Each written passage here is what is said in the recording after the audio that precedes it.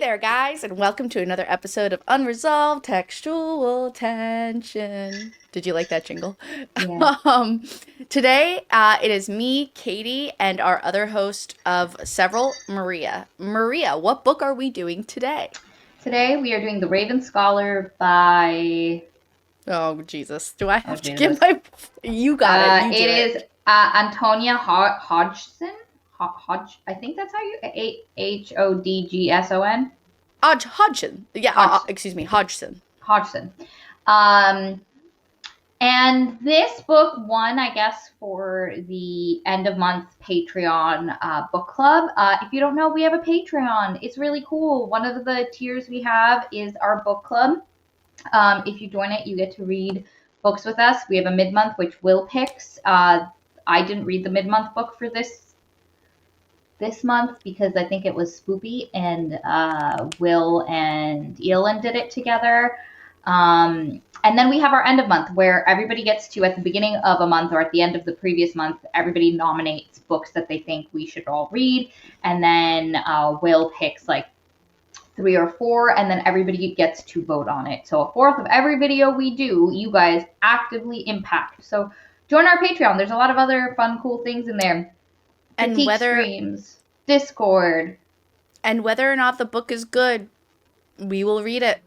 And we will share our feelings on it, which brings us now into this book here. Maria, let's just go ahead and give a brief, I feel like, you're very succinct, so let's go ahead and do that. What is a succinct premise to this novel?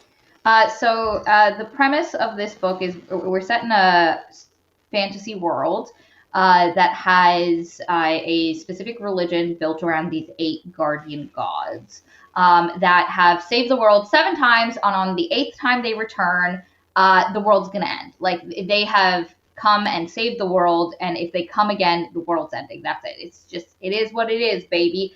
And within this religion, you have this very kind of almost egalitarian meritocracy thing going, where you have our main character. Her name is Nima, and I'm not gonna go into some of the like crazy context that goes into this, but I'm just gonna give the basest thing. Nima is the high scholar for the current emperor. His name is Berson. He is from the Bear Guardian. Wait, Maria, you wouldn't have guess. ever guessed. Now, I will say the one thing that makes me less angry about it is they do name themselves. Like, after they graduate from Guardian school, you get to name yourself after. You have to pick a name within the confines of your thing. It would so make all the sense. Raven people have a last name that sounds like a raven cry. And so Berson, I forgive, because at first That's I was fair.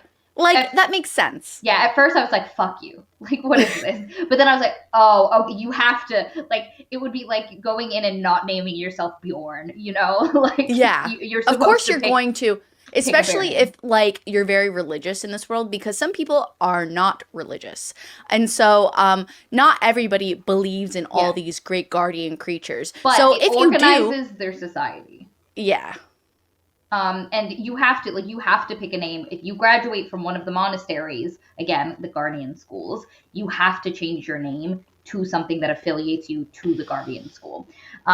Anyway, our girl Nima, she's the head scholar of the current emperor, and oh wow, it's the end of his reign, which means the new emperor gets to be chosen. We don't do hereditary empires here. No, we do a contest, just like every other book. Yes, every 24 years, because the longest you can rule is 24 years. You can rule no longer than that. But 24 years or whenever, like, if another emperor abdicates after 5 years, we do this trial competition thing where you're tested brains, brawn. But unfortunately, wait.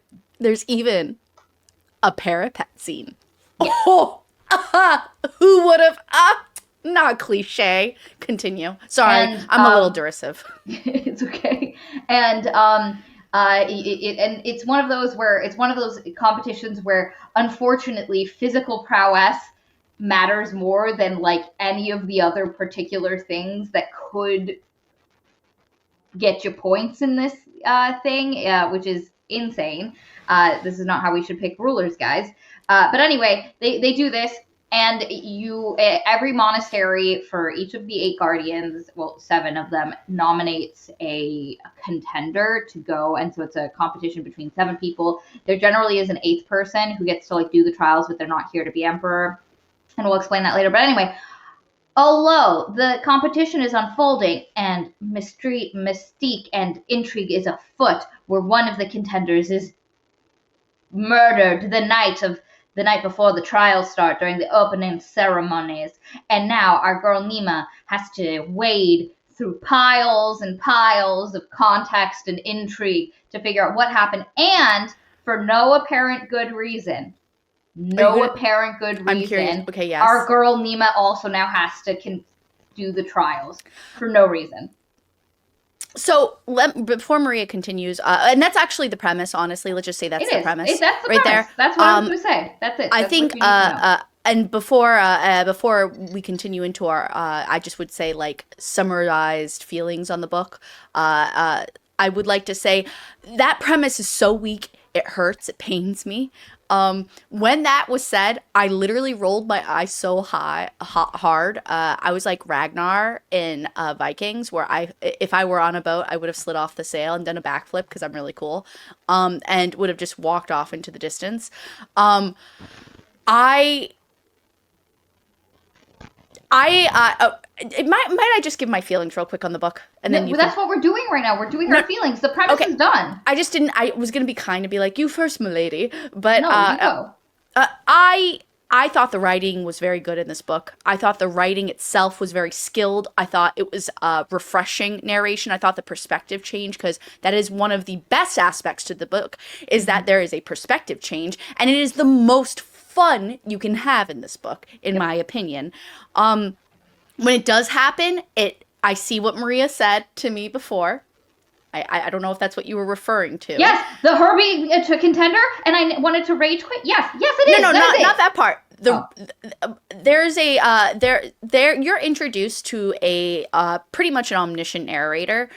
For the most part, very early on. You don't know what it is, though, to begin with. And then it comes into its full character later on. And that's what actually made it fun for me a little bit. But besides that, the premise of the book, the world is cool. It's fine. It's very Avatar The Last Airbender vibes for some reason. Maybe it's the animals and the monasteries and such. I don't know. But maybe it's the humor and the tone as well. Because this is not an overly serious book, despite the fact that what is going on is incredibly serious. It is very lighthearted. It has that vibe of, knocking over the lechuga. Knocking over the lettuce and being like, "What have you done to my lettuce?" Scene from Avatar: The Last Airbender. Go ahead. It's also, as far as seriousness of what is happening in tone of the narration, it is. It's not the same, and I'm not, please don't take it, but it does the same thing where it has a humorous narration style, despite really intense things that are happening, akin to the Locked Tomb, where the Locked Tomb has a lot of crazy shit happening in it, but the narrator is like... Clever, fun. Vibing. Which does work in this book, I will say. It doesn't work for me subjectively, but objectively, I think she does a pretty standard job. I wouldn't say magnificent. I'd say a standard job at carrying that kind of tone. And so I've already said what it's good at. It's good at its perspective. I think it did a really good job on that. I think its general narration and pacing was well done. I think overall the technical aspects of this book are good. It's fine. My God, was this... First of all, the beginning, I'm going to make this real quick. The first of the book was really hard to get through because it's just a constant parade of poor me, why me, poor me on the characters that you're supposed to care about. And it's very exhausting.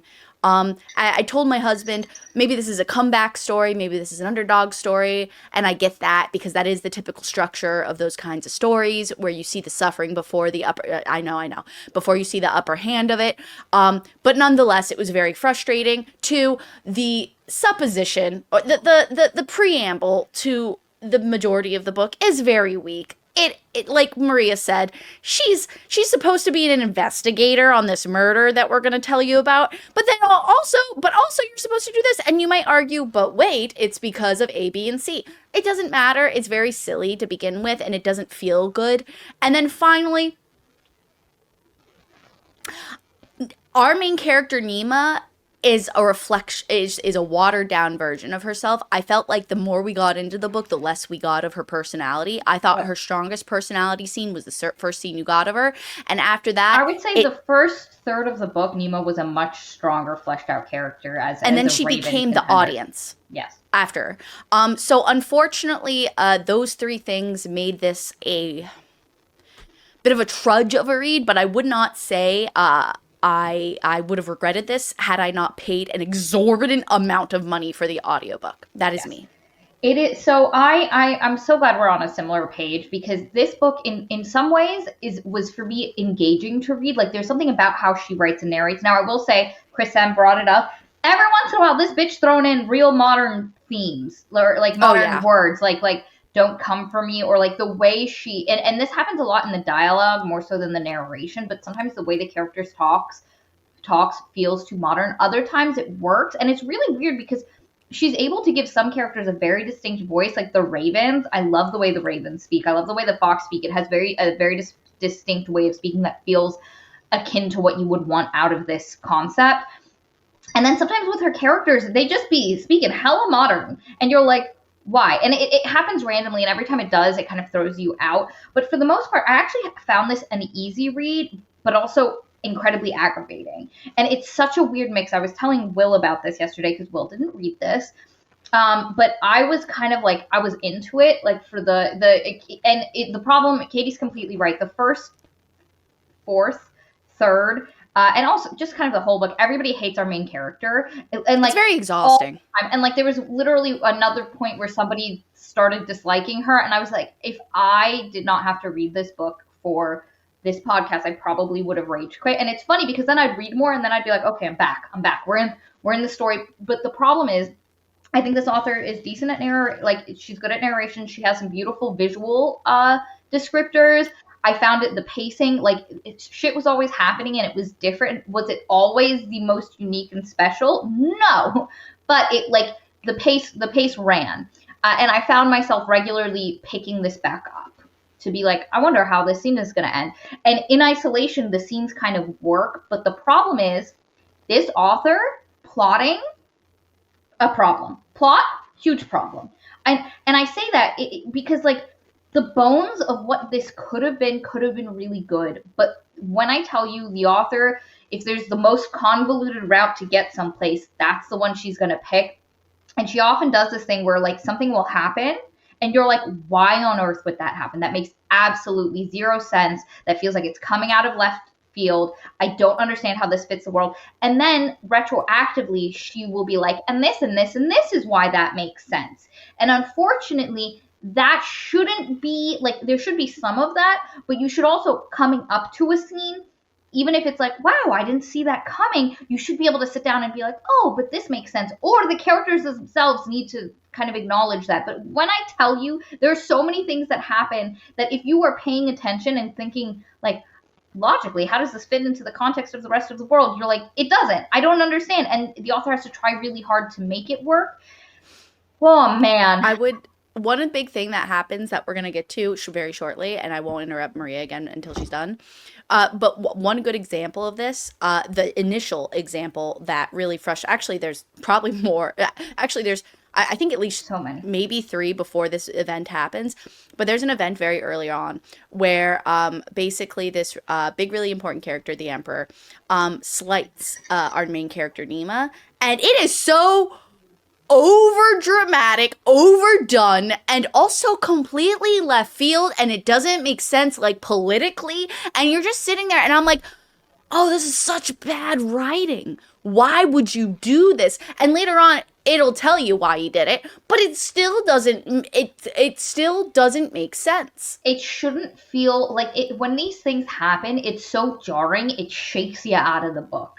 And it's quick. And again, I say this as someone who kept getting drawn to go. It was like I was eating, like, a really shitty fast food meal, but I just kept just shoving it in my It's the face. MSG. It It's was the MSG. it was just so weird. Like there's something here. Like this author has something. She kept Yeah. drawing me back in, but and yet like as I was falling asleep last night after I finished it, I kept just ticking off all of the things again because like I finished this last night because that's how much I was just reading this. I was picking it up and reading it more than a lot of our other books. Like if I tell you, Catabasis was just such a Oh, slog to get God. through. There were so many This parts is of that better book written where yeah, by where far. nothing happened. Like there is something in this author's writing that is engaging, and it again, it's that narration. It's partially like yeah, I would say some of the world building works really well. Some of the world feels very flat. Like I understand within the context of like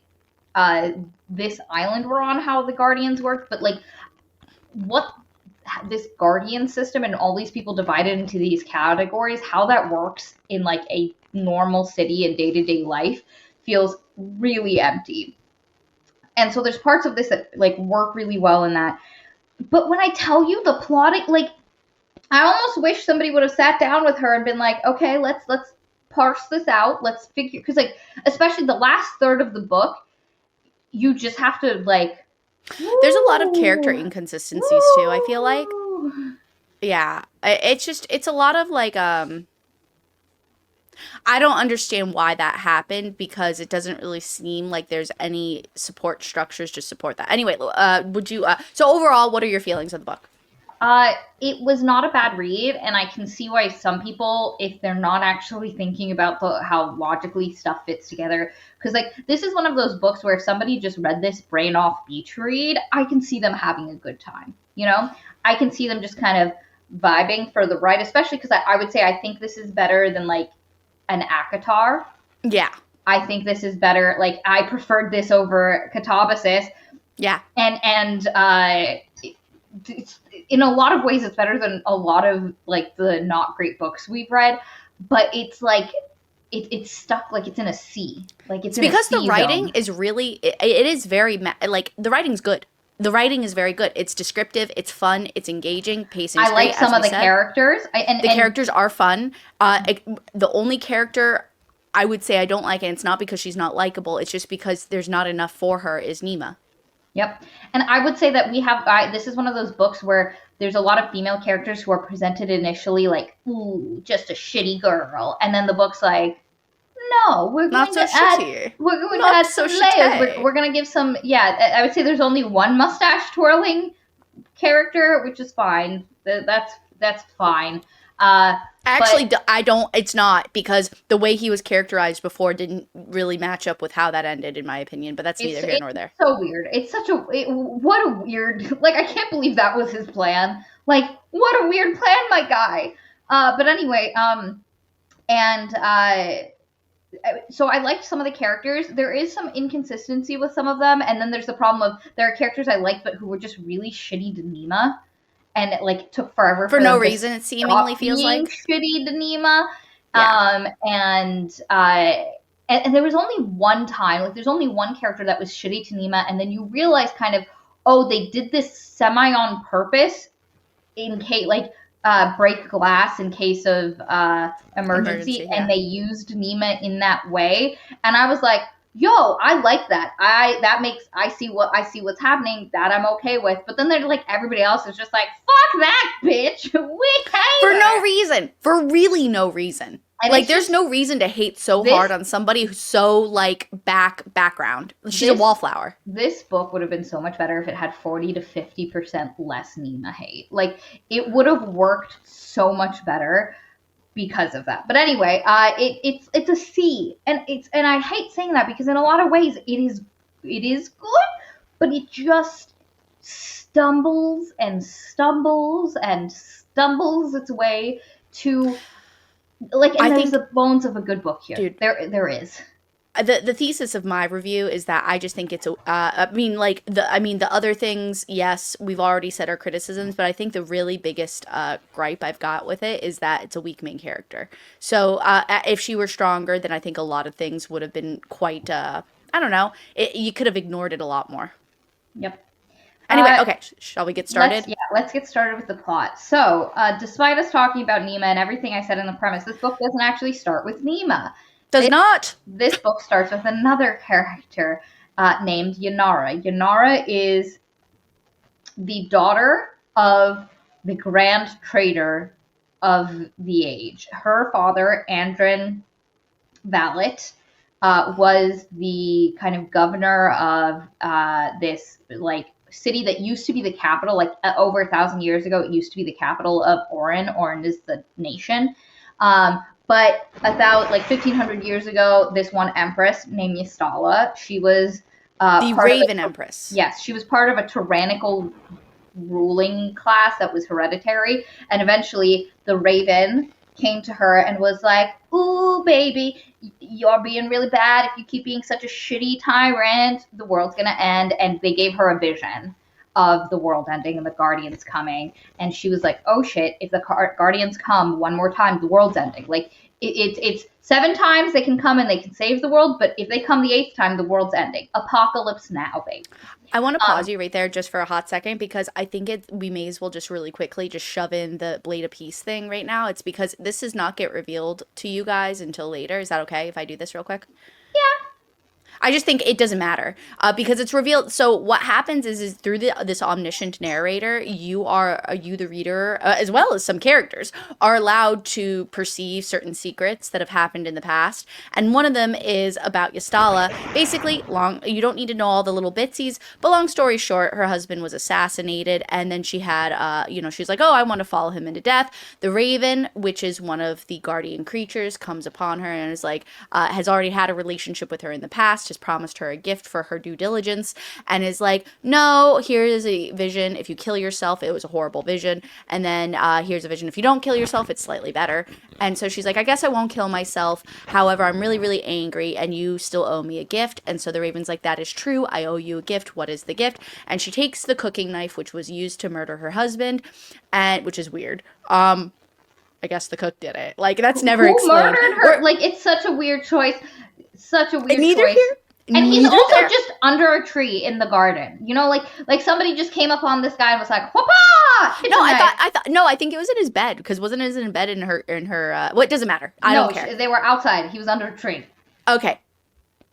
Could care less. Anyway, the point is that she's like, in a maniacal glee, she's like, I curse this blade. Next time it is used to kill somebody, it will mean the 8th return. All the Guardians will come. It'll be the end of the world. Blah, ha, ha, ha, ha. And then the Raven's like, that's all right, fucked up. There you go. I'm never going to talk to you again until in the afterlife. Good luck, you fucking crazy weirdo lady. And so like, he goes, oh, wow. What have I done? Immediately afterwards. Like, I'm just like, oh man, this is so theatrical. This is very theater.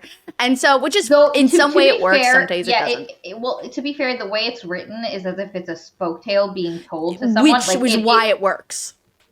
And then she's like, I shall name this the Blade of Peace. Nobody shall ever use it, and we shall use it as a threat, so people will be nice to each other. And because they thought that, she thought that the tiger, another guardian people, was the one that had most likely done it. It was etched with the tiger's eye. When the eye bleeds with blood that it is shed, then the 8th coming is upon. Anyway, that is the story of that. Point being, though, continue where you left off. Yeah. So, Yastala, before this, brought down the hierarchy, and she moved the capital from Samra to this island. That has no name, right? Originally, a town that's at the end of the cape. Like that's the closest town to this island is called Armas. And she moves it to this island on the other side of Armas. It has no name. It's just called the island, but that's where the Imperial Palace is. And so she moves everything over there, and she's like, we're not doing hereditary, 24 years, and then we do meritocracy style, who should be the next emperor. And the best way they decided to do meritocracy was trial. Through a series of Colosseum-esque games. Yes. That involves way too many fighting things. But anyway, and wait, I understand. Wait, I want to highlight what Maria just said, because that irked me to no end. That was one thing. Our main character is like, oh, I didn't train for this, blah, blah, blah, blah. And I'm like, why is there so much fighting? Because then it's just the best fighter, the best physically fit person, which is not a good testing of rulership. No. And the thing is, it would be different if the fights were weighted at like 25% and then like some of the other trials were weighted higher, so you still had to be physically fit, show some prowess, but there was like a tactical like we presented you a war anyway. We'll get to the actual trials later, but Yastala, she's trying her best. She's out here, she's like, I'm a woman of the people, we're getting rid of this hereditary hierarchy, but it still stays like she does her thing, but then after her, people are still really into the aristocracy, the only people, because again, the way you pick the leader is they come from each of the monasteries. So there's these 7 monasteries. There's 8, but though I have to explain the dragons really quick. You may as well just explain the structure real quick. There's the 8 guardians, one of which is the dragon, and the dragon, which is the end all be all, like God-esque form and of all he's the guy that's gonna blow up the earth. When all the guardians come, the dragon's gonna wah, and you're dead. The dragon does not have a monastery; it has its own little sister nation called Helia. It's its own kingdom called Helia, and the only people who are part of the dragon contingent / country / kingdom are considered the chosen, and they are at around 9 years old. Certain people get a figure 8, which is the dragon symbol, it's infinity, on them, and it means that they are chosen by the dragon to be part of his little cadre, and someone from the dragon, they're called visitors, will come and they'll be like, yo, this child has been chosen by the dragon, we're taking them really to Helia. Like jerkwad social service monks, and they come in and they're like, your child is no longer yours, I'm going to annihilate your entire relation and village if they fight against it. Yes.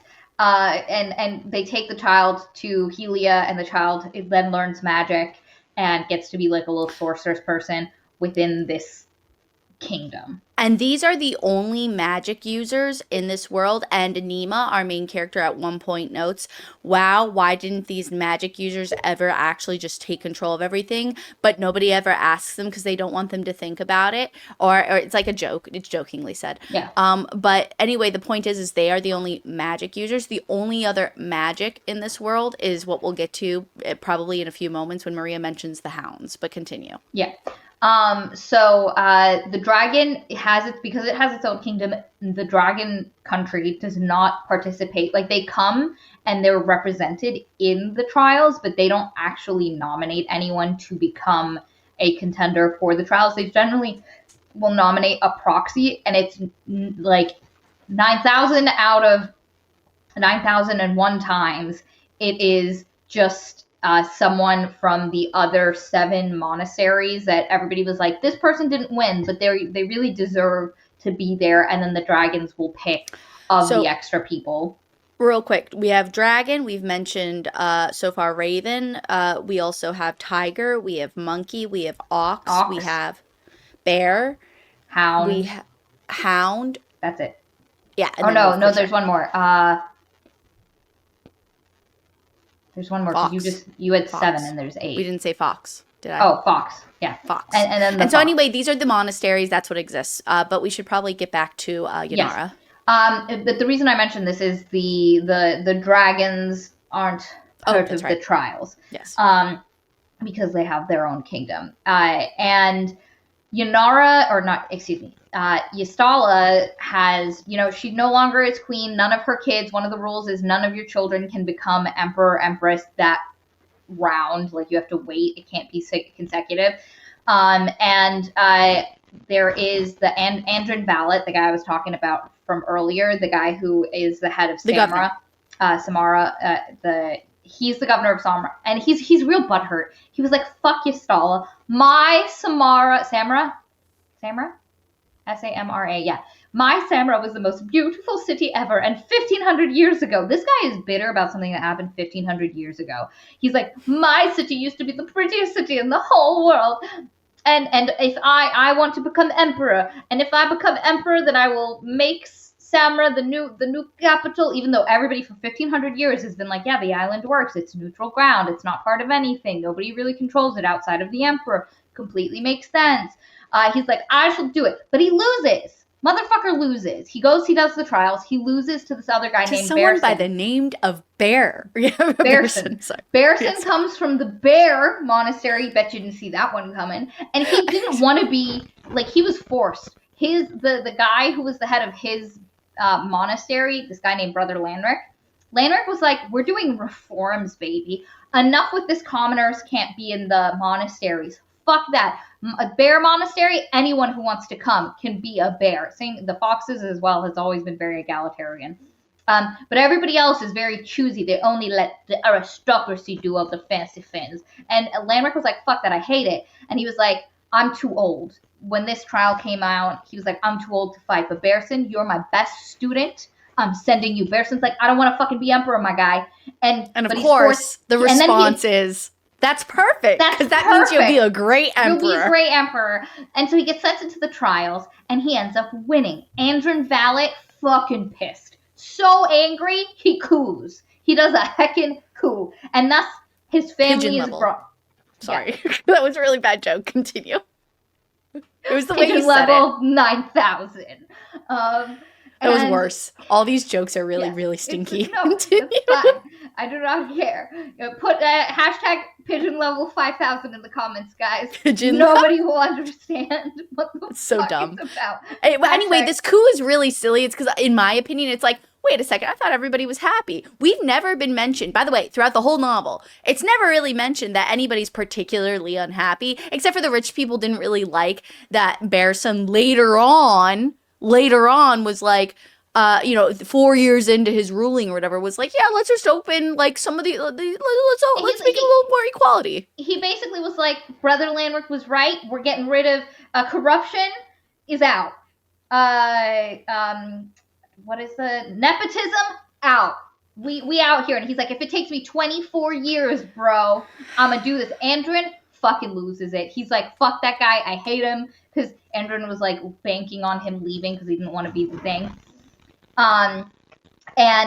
So everybody, like a lot of the royalty are like, oh, we don't like this. No more so than fair enough. I guess maybe. Yeah. So Andron Valet takes all the other rich people he knows that don't like the rich aristocracy, and they do the coup.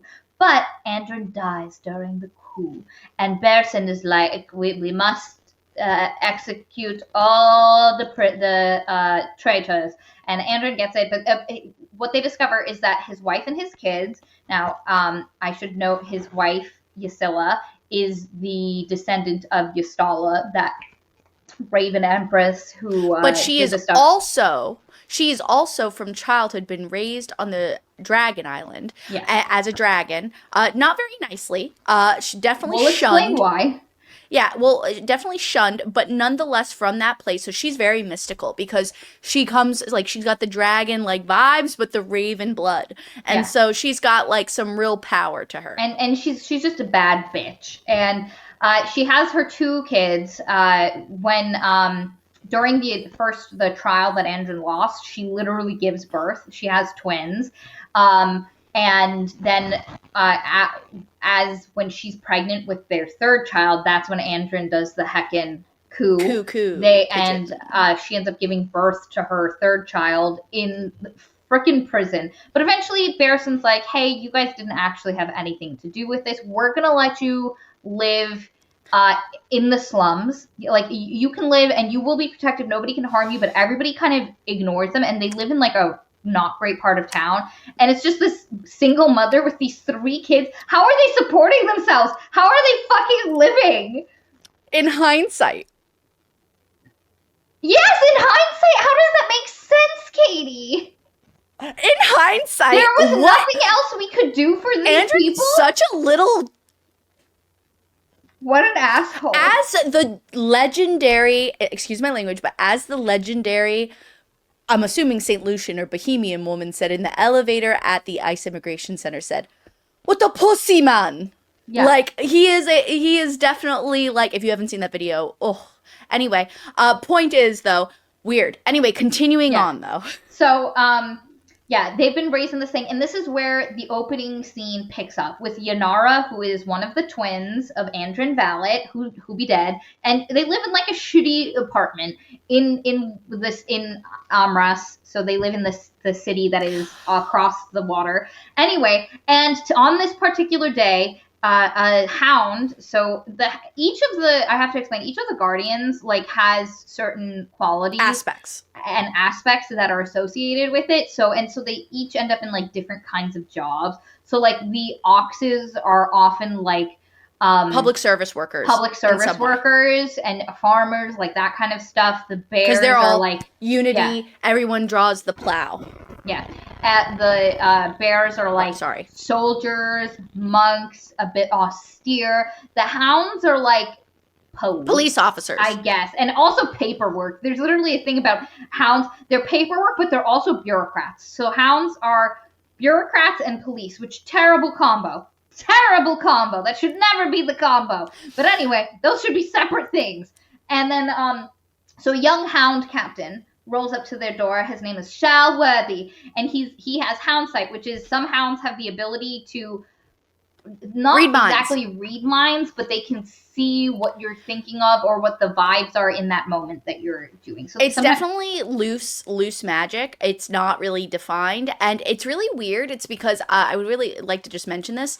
Later on, several characters mention, and important characters, including Nima, say they don't really believe in magic. They don't really believe in. I'm like, how do you not believe in magic when the hounds can read minds? Like. And I know at one point, one main character, it's described that he doesn't believe because it's always a trick or something. So maybe that maybe the hounds are Sherlocking it, just maybe body language, whatever. But it's never explicit, like nothing like that's said. So it's like, wait, how can you not believe in magic when literally one of your core? So I guess if we think about it, where like there was this group of people who could do this thing, you could just think of it as a psychic power and not necessarily magic. Like not to, but That's pushing it, man. I agree, but like if that's all the magic that was available, like that's the only thing that happens, I guess it could be excused for not being magic. Yeah, and it just becomes mundane at that point. Anyway, whatever.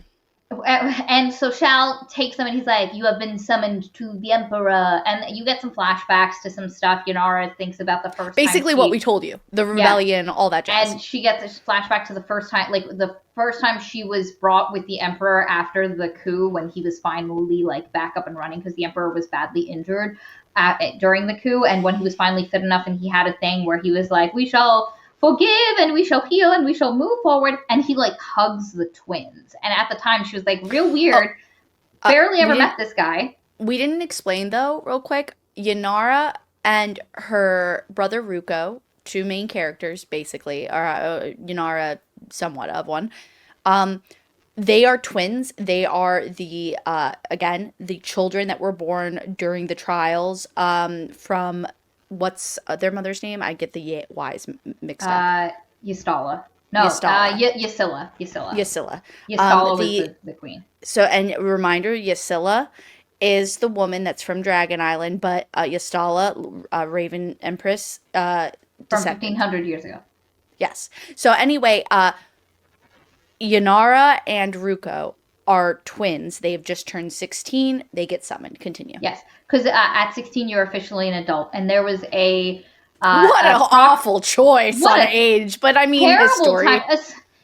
Terrible time. 16-year-olds are dumb. But anyway, and one of the things in this society is when you're 16, you come of age and you're officially an adult. And there was a proclamation Barristan made where he was like, these kids are under my protection. But now that they're no longer kids, like, what's the dealio? And so Yanara's like, are we going to the Emperor for good things or bad things? Are we getting arrested? Or is this like, and so she has no idea. She has to take the boat across the... Yes. To get to the island, and while she's on the island, there's this oxman. So someone at first, I was like he herds ox, like he has no. That's also what I thought too. That's not what it is. He's an oxman, as in he is part of the ox contingent / clan thing. And like he's under the, and people wear clothing that colors them similar to, for instance, the bear is red. And The black. fox is obviously orange. The tiger is green for some Green. reason. I guess I can because see it because of the fox had forest like orange. blending into the trees or something. Yeah. And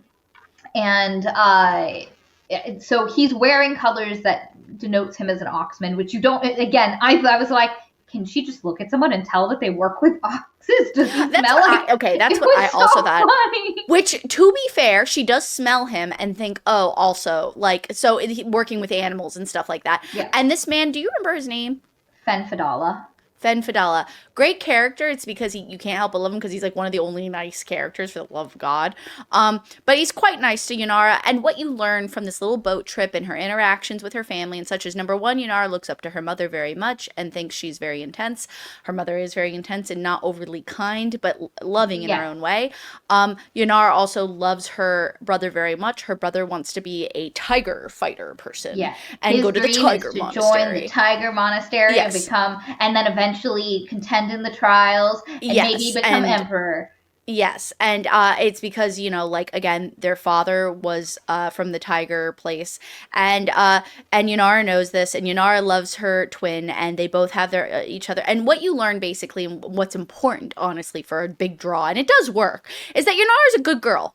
Yunara's a good girl. She's all smart. she wanted to do was open up a cafe that was also a music place. She wanted to be she wanted to go into the monkey monastery. Girl's artistic. She's got some flair. Monkeys, they're performers. They're artists. If you do anything creative, congrats, you're a fucking monkey. And she wanted to go there, and then she wanted to open a cafe, bar / it was a cafe, bookshop and musical, like a point is that space. she was very cute, very endearing, and I actually was a little mad when we switched perspectives after her, which we're going to shortly. Continue. And because she just seems smart. She pays attention. She's looking at things. Anyway, they go up and they have to go up the stairs, and then that guy who was on the boat with them, that random oxman, turns out to be the emperor's high engineer, and she's like, "Oh my God, Fentadala!" And he was like, "You know, I wanted to give you this thing," and da da da. You know, there's a whole interaction. It's not important. Yeah. And so they go in, and the emperor is like, "Hello, valet children. Despite all the smoke and mirrors, actually nothing is wrong. I came here because your father wrote this letter to me where he said that, you know, if it was possible, that he really wanted Yunara to go to the Tiger Monastery and train like he did, and he really loved her. So Yunara, if you want to, you can go to the Tiger Monastery." And she's like, "Oh my God, I can go to the Tiger Monastery." And she's like, "This isn't what I wanted. This is what Ruka wants." And then, but she sees the potential. It's kind of like when you have a sibling and they're kind of good at something, or they want to do something, and so you just never consider it, is the kind of vibe I got. And then she was like, "Wait, I could do this thing, and then maybe I could become emperor or empress." And she has this moment, and she's like, "Yeah, I want to do it." And Ruka was like, no, Yunara, me, I love you. Like, literally, this is what I wanted. Literally, he throws a temper tantrum, which is commented upon. Yes. And she's like, "Yes, I would." And he's like, "No, Yana," or whatever he calls her. He was like, "I'm loyal." And they're like, "Why would you say you're loyal? Are you trying to say your sister is loyal?" And they were like, she's like, no, she's loyal. She's loyal. And they were like, "Why wouldn't you say that?" And so then Shal Worthy, the guy who has the hound sight, is like, "Oh, she kept his colors." And basically... Yunara kept her father's colors, like his like things that he wore that had his colors for the tiger, and she kept it because she was 8 years old, and they were her father's colors. Also, her father said, you know, like, he didn't really confide in her, but all he just said was like, "I hope that my choices are right," you know, like, blah, blah, blah. Before the rebellion. He's basically just like, you know, I can't accept this. She knew he was going to coup. But again, she was 8 years old. That was her father whom she loved. So she didn't say anything. But Barristan doesn't give a flying F, and he ends up throwing a temper tantrum of his own. And he's like, fine, we can't exile her, because apparently exile is really intense. And we're about to learn about that very explicitly. And so he's like, fine, I guess I'll just send you into the shun area where we shun everybody. Yeah, but Ruko... smoke and wind or something, and she gets to go be there, and she's like, "Oh, thank God, so much better than exile." And she's like, "Thank you, sir. Thank you, sir." Yunara's like, "Oh my God, absolutely." And he's like, "But because," and this is one of those things where you're like, I thought the book was going to explain this, and it never does, because he was like, because basically Ynara's told, if you can go to the Tiger Monastery. If you choose not to, then your brother gets to go to the Tiger Monastery. Oh, yeah, we And didn't she's say like, that. I choose to go. And then when he's like, okay, when the whole thing comes out that this 8-year-old kept her father's fucking colors, and her father confided in her about the coup, and she didn't say anything to anyone, they were like, well, you can't go to the Tiger Monastery. We're going to send you to this other place. And then Ruko's like, so I get to go to the Tiger Monastery? And he's like, no, the punishment has to be severe enough. And unfortunately, I'm not going to exile your sister. So the counterweight has to be, and this makes no sense. It doesn't. It doesn't in so many ways. He was an 8-year-old. Let Ruko go to the Tiger Monastery. But instead, they're like, it is either we exile your sister and you get to go to the Tiger Monastery, or your sister gets to go live as a nun. Basically, the vibe I got is that she'd have to go be a nun. Like, she'd have to go to this shitty-ass monastery place that's not part of the Guardians, and she just never have her cafe, which in and of itself was already a horrible punishment. Yes. But Ruko's like, literally, we jump into Ruko's mind a little bit, and I do actually. This book is one of the few books where I do enjoy the other perspectives. And Ruko thinks to him, or actually, says, this is that happens after. So hold that thought. But anyway, and so Ruko's like, no, that's not fair. And the emperor was like, you think this is easy, making these decisions and holding people? So he takes Ruko, he puts him up on the throne, and he says, you decide. You get to. So again, here's your choices. Your sister gets exiled, which at this point we don't really know what it is, except that it is like the worst punishment, and you get to go to the Tiger Monastery. Or your sister doesn't have to be exiled. She gets sent away to this other place to be a nun, and you don't get to go to the Tiger Monastery. Again, but you can do everything else. You can do everything the sun. else. You could do anything else. And again, this also doesn't make sense. Why wouldn't he be able to go to the Tiger Monastery? I don't understand why this was an all or nothing. Also, it makes no sense, because one of the things we learn is that the emperor is kind of, he knows more, like, I'm not going to spoil it at this point, but like, knowing the end of this book, this makes even less sense. This makes no sense. The emperor needs one of these two children to join the Tiger Monastery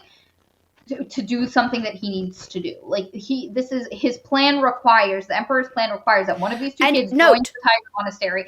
So I don't understand why. But note, Ynara had really good scores in school. She's very smart. She's self-motivated. Ruko struggled with that, had horrible scores, didn't do any volunteer service that wasn't absolutely required of him. So she is, in general, a more capable young lady. Yes. And that's why they were like, bitch, you go into the Tiger Monastery. But anyway, the point is, I still don't understand why her going to the nun place meant he can't do it. But anyway, so we're given this false dichotomy. It's this or this. Exile, and you get to go to the Tiger Monastery. Seems like madness, too, in Bearson in this moment, because he's described as basically, literally, everybody picture, take a shot, in Game of Thrones, picture Robert Baratheon. He is literally, I actually, at the beginning of this, I specifically thought to myself, oh, is she drawing a lot of inspiration from Game of Thrones? Because it was very Game of Thrones vibey, especially with the whole dishonored family, blah, blah, blah, twins, blah, blah, blah. And then Bearson, the emperor, and he literally, he's described as a warrior, not really a politico. And so when this happens, is described as having a temper. Yes. Yeah. And so when this happens, I just, it's not really overly believable, even now. And again, so he takes this kid, and this part I get. I understand having this kid look at you and question your decisions and say, okay, you make a choice. Kill your sister or Tiger School for you. But the problem is, the emperor, the fucking idiot that he is, which again makes no sense when you get later on into the book, he basically goes, instead of just putting him on the throne and saying, do you see how hard it is? Can you make an easy decision? He goes, anything, I, Emperor Bearson I, decree that whatever Ruko says in this moment, he is acting as emperor and it shall be carried out. And then he says, you choose. And not even much of a hesitation, our boy Ruko is like, Exile! Kill her! And you're like, the fuck? And then Ysilla, who's been very quiet, breaks down. Time she's like Ice Queen. She deals with shit through class, through sheer royal decorum. That's how she just starts wailing, and Ynara is sitting there like, oh my god. And then it ends, and we get a POV switch. we get an omniscient POV switch where it says, "Now let us fly across the area and go over the water and fly back to the mainland where we see a girl named Nima." Enter Nima. Yeah. And So that when it did that, I will admit I was frustrated, but I was like, wait, who is this omniscient character we're getting? And I do like the omniscient character. Again, there's so many parts of this I do like, but the plot. It's and it's gonna gunky. sound like I hate this book. I read the crap out of this book, guys. But it's one of those where you no thoughts, just vibes, like smooth brain. You have to read this for you to have like walk away with no frustration, because it is just ooh. And again, I it was a page turner for me. I can't explain it. It was a page turner, but it was so annoying. Anyway. Now, wait, may I do this next scene? Is that okay? You may absolutely do this next scene. Thank you, ma'am.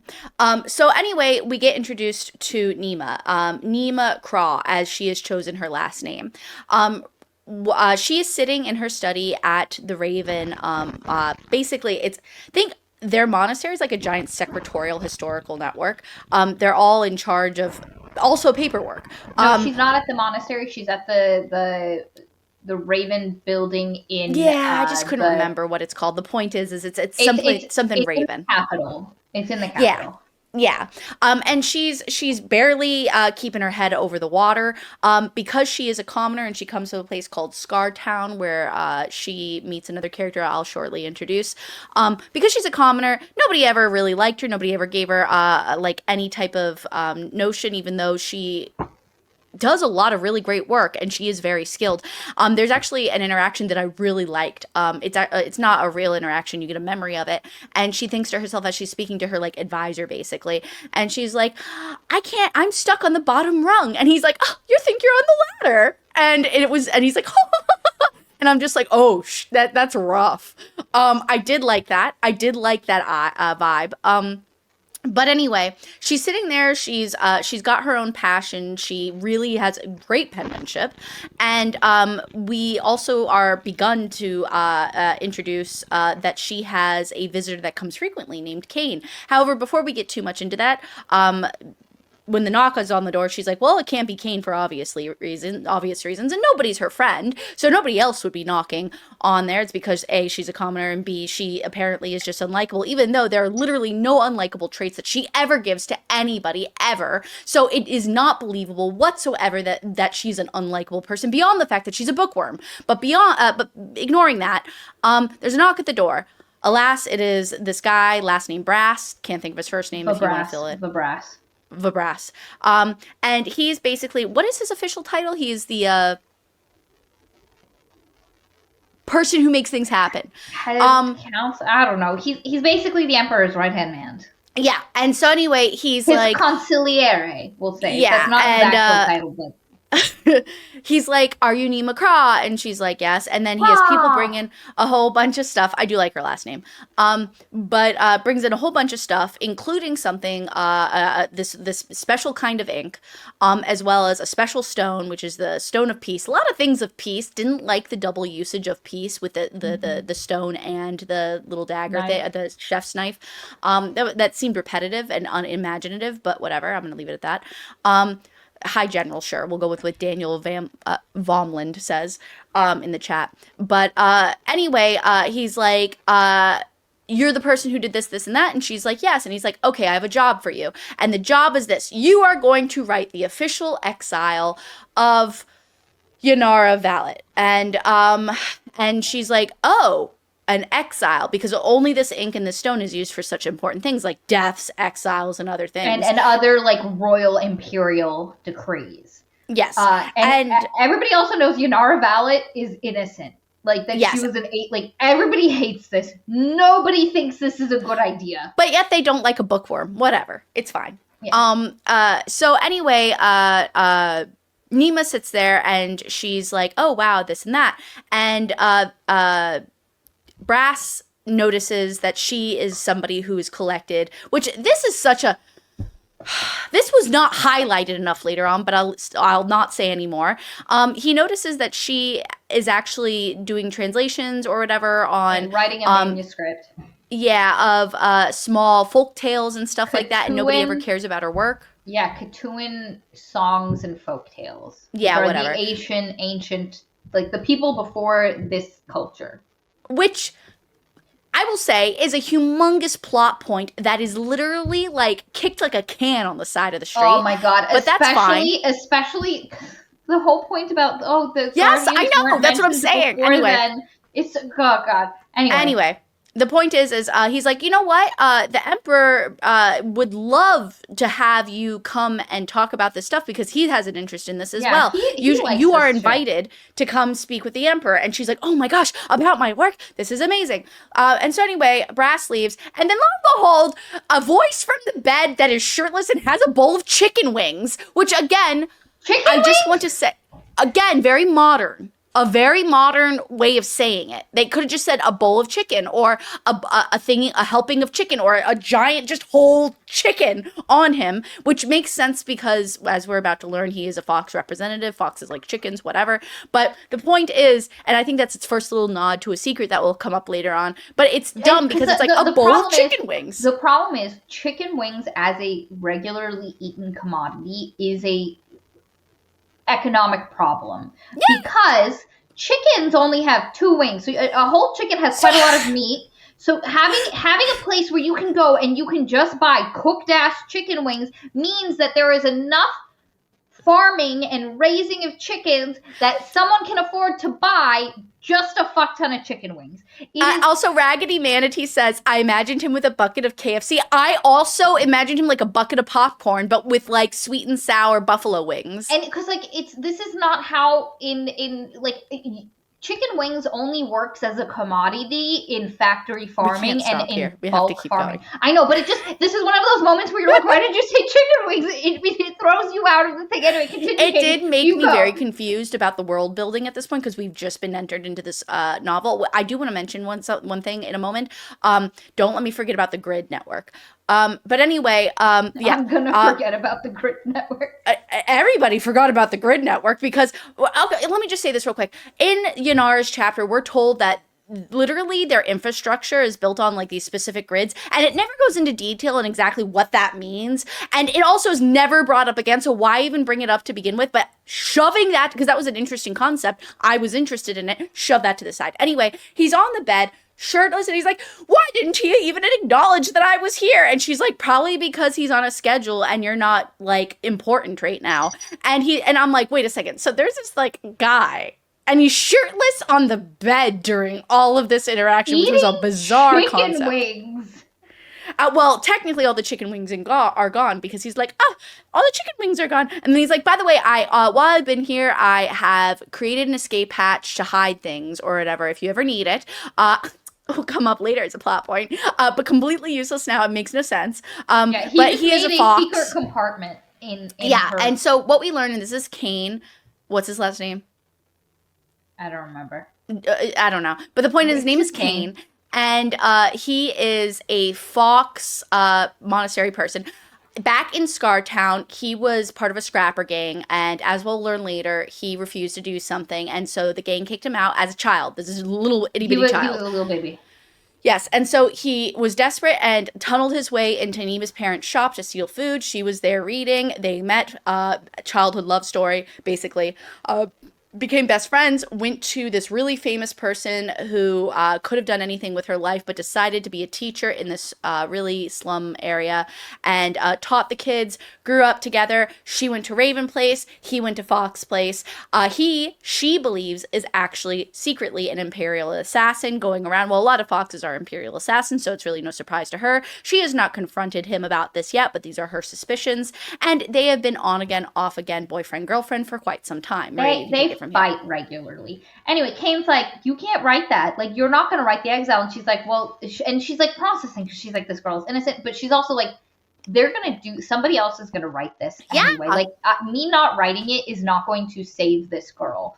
And he's like, you don't have to be part of it though. And then she's like, but if I don't do this, I will never, like, you can't say no. And this is the problem with a lot of people's reactions to Nima's what she's about to do. Basically, she's like, if I say no, nobody is going to hire me. She's like, if I say yes, I have an in into the court. Like he just invited me to talk with the emperor. I'm gonna About get a my place work. about my work. If I say no, nobody is going to hire me. And he's like, fuck it, leave your job, leave the thing you're passionate about. Let's go start a family. Let's go start a family somewhere. We'll both leave. He's like, and he also is like, fuck the foxes. I don't like. Let's go, Nima. Let's go. And she's like, no, I'm gonna do this thing. And he's like, and he goes, I am going to wait for you at the quay. I'll be there until the last boat, and I'll have everything. Meet me there, and we can get out of here. And we like pack a bag, babe. Let's go. Let's be free of these politics. Yeah, which makes sense for his personality, the way it's given. So it's not really, it's very believable. And so and again, so our girl Nima's like, I'm going to do this thing. She does it. And I'm going to say here that a lot of reasons a lot of different characters hate her is because of this. And unfortunately, we're never told that saying no was a real option. Like if she would have been able to say no and still keep her job, go up the ladder of her passion and all of that stuff, and that like people were allowed to say no to this kind of thing, then yeah, absolutely, Nima, why'd you do it? There would have been no or maybe minor consequences, but everything we're showed is that it would have had a really big impact on her life, and it was going to get done anyway. And this but more importantly, if she's at fault for writing a letter for it, why isn't Bearson at fault for allowing the child to make the decision? Or why don't people hate Shao? Yes.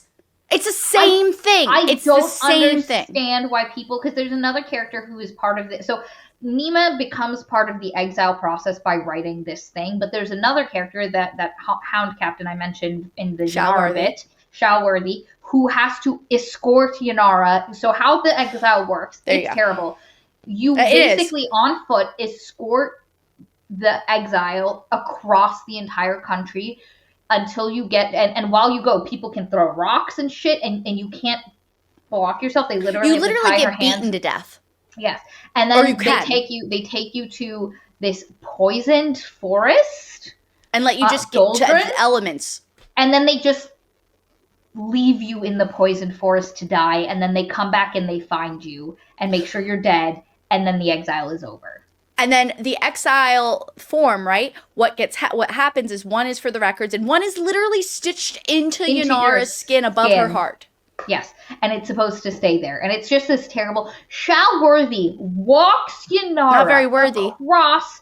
Well, I mean, again, he didn't really have a choice. Like he would have had to sacrifice everything he'd ever worked up towards. But I don't understand how, because like I don't hate Shao. I actually quite like Shao as a character, and I wish he was utilized more. Especially because he has fucking hound sight. But anyway, if the ending was weird too. But yeah, if people can still like Shao and not hate him as he walked her across the entire country doing his duty, then I don't understand why people hate Yanara, or not Yanara, Nima for this thing. Anyway, she does it. Kane leaves. They're officially broken up, and this time for real. Year skip. Yes. Now we have like 8 years later. Some amount of years. 16, 17, 18, 19, 20, 21, 22, 23, 24. Yep, 8 years later. 8 years later. And we are picking up at the eve of a new trial. Bearson is officially at the end of his 24 years, baby. And Nima is not just like doing good. She's his high scholar. After she wrote the exile thing for Yanara, who's also called Yana. After she did that, Bearson was like, come tell me about your things, and he was like, wow, you're smart, you know a lot of stuff, you be my high scholar. And so she has made it, but she's also lonely AF because she's a commoner and nobody likes her. Apparently she's the most hated woman like on the island, and yet it's like she's done nothing but help. Like there's nothing ugly that she's done. Like it's so unbelievable. She's just, it's basically what you're given about Nima that people dislike is that she's such an annoying scholar and bookworm that she's one of those people who, like, in the middle of a serious conversation, if you missay something, she's going to correct you. She can't not correct people when they've said something wrong, which can be annoying, but is not reason for this. And basically, she's described as like an awkward bookworm, and thus, like, she can't make friends because she's so awkward. But she doesn't come off as awkward at all. Anytime she speaks to anybody, she's kind as like she's so kind. She's very thoughtful. Just chill. I think there was one awkward scene she had like the whole book, and I was like, okay. that's fine, but like her interactions, especially when you get into the competition portion, she doesn't seem like an awkward turtle. Like, and the thing is, in the first third of the book, you can tell how she's really bookish. She reads a lot. She goes to that for comfort. She thinks about certain things.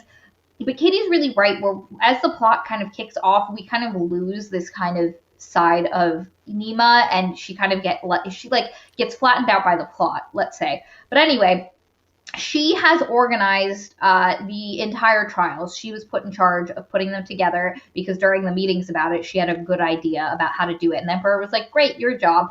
And also, the other person she's gotten close to is Vabros, the guy who came and told her to do the exile thing. And again, Vabros is the Emperor's right-hand man. And so Nima has become kind of his left-hand lady, if you will. Yeah.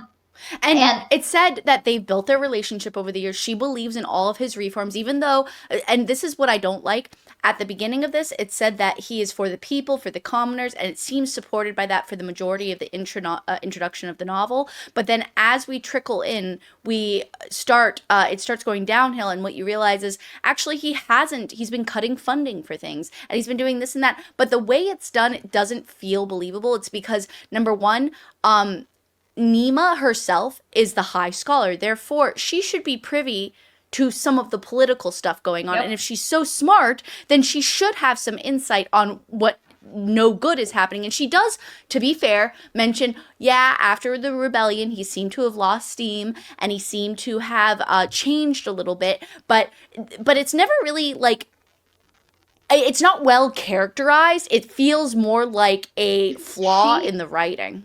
Because the problem is, as someone who is around him all the time, because it's described that she's around him all the time, her understanding of what is happening politically feels more like she's a librarian, where people are just like, oh, we need this piece of information, and they go to her and she looks in the archive. Like, that kind of archetype That would make be different. sense why Yes. she's so separated. But the fact that she's around the Emperor a lot, Like all the time. it's just a weird, like, because the Nima's gonna be like, wow, I had no idea. Like, bitch, you were there. Like, I don't understand. And part of this is, again, I think the author, I don't know if this is her first book or something. Like, again, this author is a good writer in some ways, but the plot is just where things fall apart. Anyway, so Nima is what? I'm sorry. You said where things fall apart, and I was like, that's also a great novel. So Nima's day today has started off badly. She's lost the Emperor's chameleon, Pink Pink. Okay, so love Pink Pink. Love Pink Pink. I do. I love him. What is his purpose? Why does he exist? Well, I was okay with Pink Pink just being this random thing, but I was too. But I'm just he curious. comes in at the end, and they're like, look, our proof of there's this point where people are going to point at this chameleon and be like, look, he is the reason we can do terrible things, and I'm like, that's what you got out of Pink Pink? Wait, is this in the very last little strand of the novel that you're told this? You obviously missed this part. He had a purpose. Hysterical. Because everybody's like, I'm going to give this to Katie really quick. Everybody's like, how do you know this is a just cause? And they were like, here, we'll show you our sign from the gods that we were doing the right thing. And they unveil Pink Pink. And he's like, a chameleon, because I'm the master of the chameleon spell. And Nima's like, that's not actually what that spell is called. It's not called that. And he was like, but I call it that, so obviously everybody thinks I'm okay. Wait, I knew that already. There. But I didn't realize I missed that part. Anyway, continue. Anyway, so she needs to find Pink Pink. He's the Emperor's, like, basically they found him one day, like, on the Emperor's, like, in the Emperor's room. It was on his throne. Was like, yeah, on the throne. And the Emperor was like, look, a tiny little dragon. This is a good omen. And then he was like, somebody should take care of this guy. And not me, but somebody else. And he basically gives Pink Pink to Nima, who doesn't like Nima much at first. But then eventually the two grow to know each other. And she's had Pink Pink for a while. And her wake-up alarm is every morning Pink Pink at a certain time walks across her face. That's it.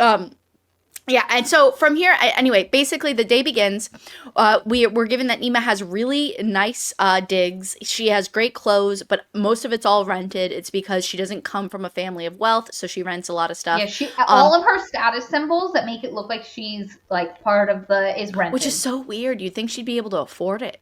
Like it's very strange actually. Like Yeah. it seems like everything is so unaffordable despite her status. Like and she spends like all her savings after all 8 years or whatever on one dress, and it's like, I mean, I could see that, but also it's like cuz she okay, so anyway, the point is she buys this dress, she thinks she can resell it for a certain amount. It's because it'll be a historical artifact after the festival and everything for all of this. It's because she was the high scholar, and all that does seem really interesting. So what I liked about this is actually something that did happen where you would have a dress made for yourself for a specific event, and then you would the person who made it would take it back and then like basically buy it from you, and then it would get rented out to other people. And this is something that we hear about where you can rent clothing and stuff. Anyway, so cool world. That is cool world building.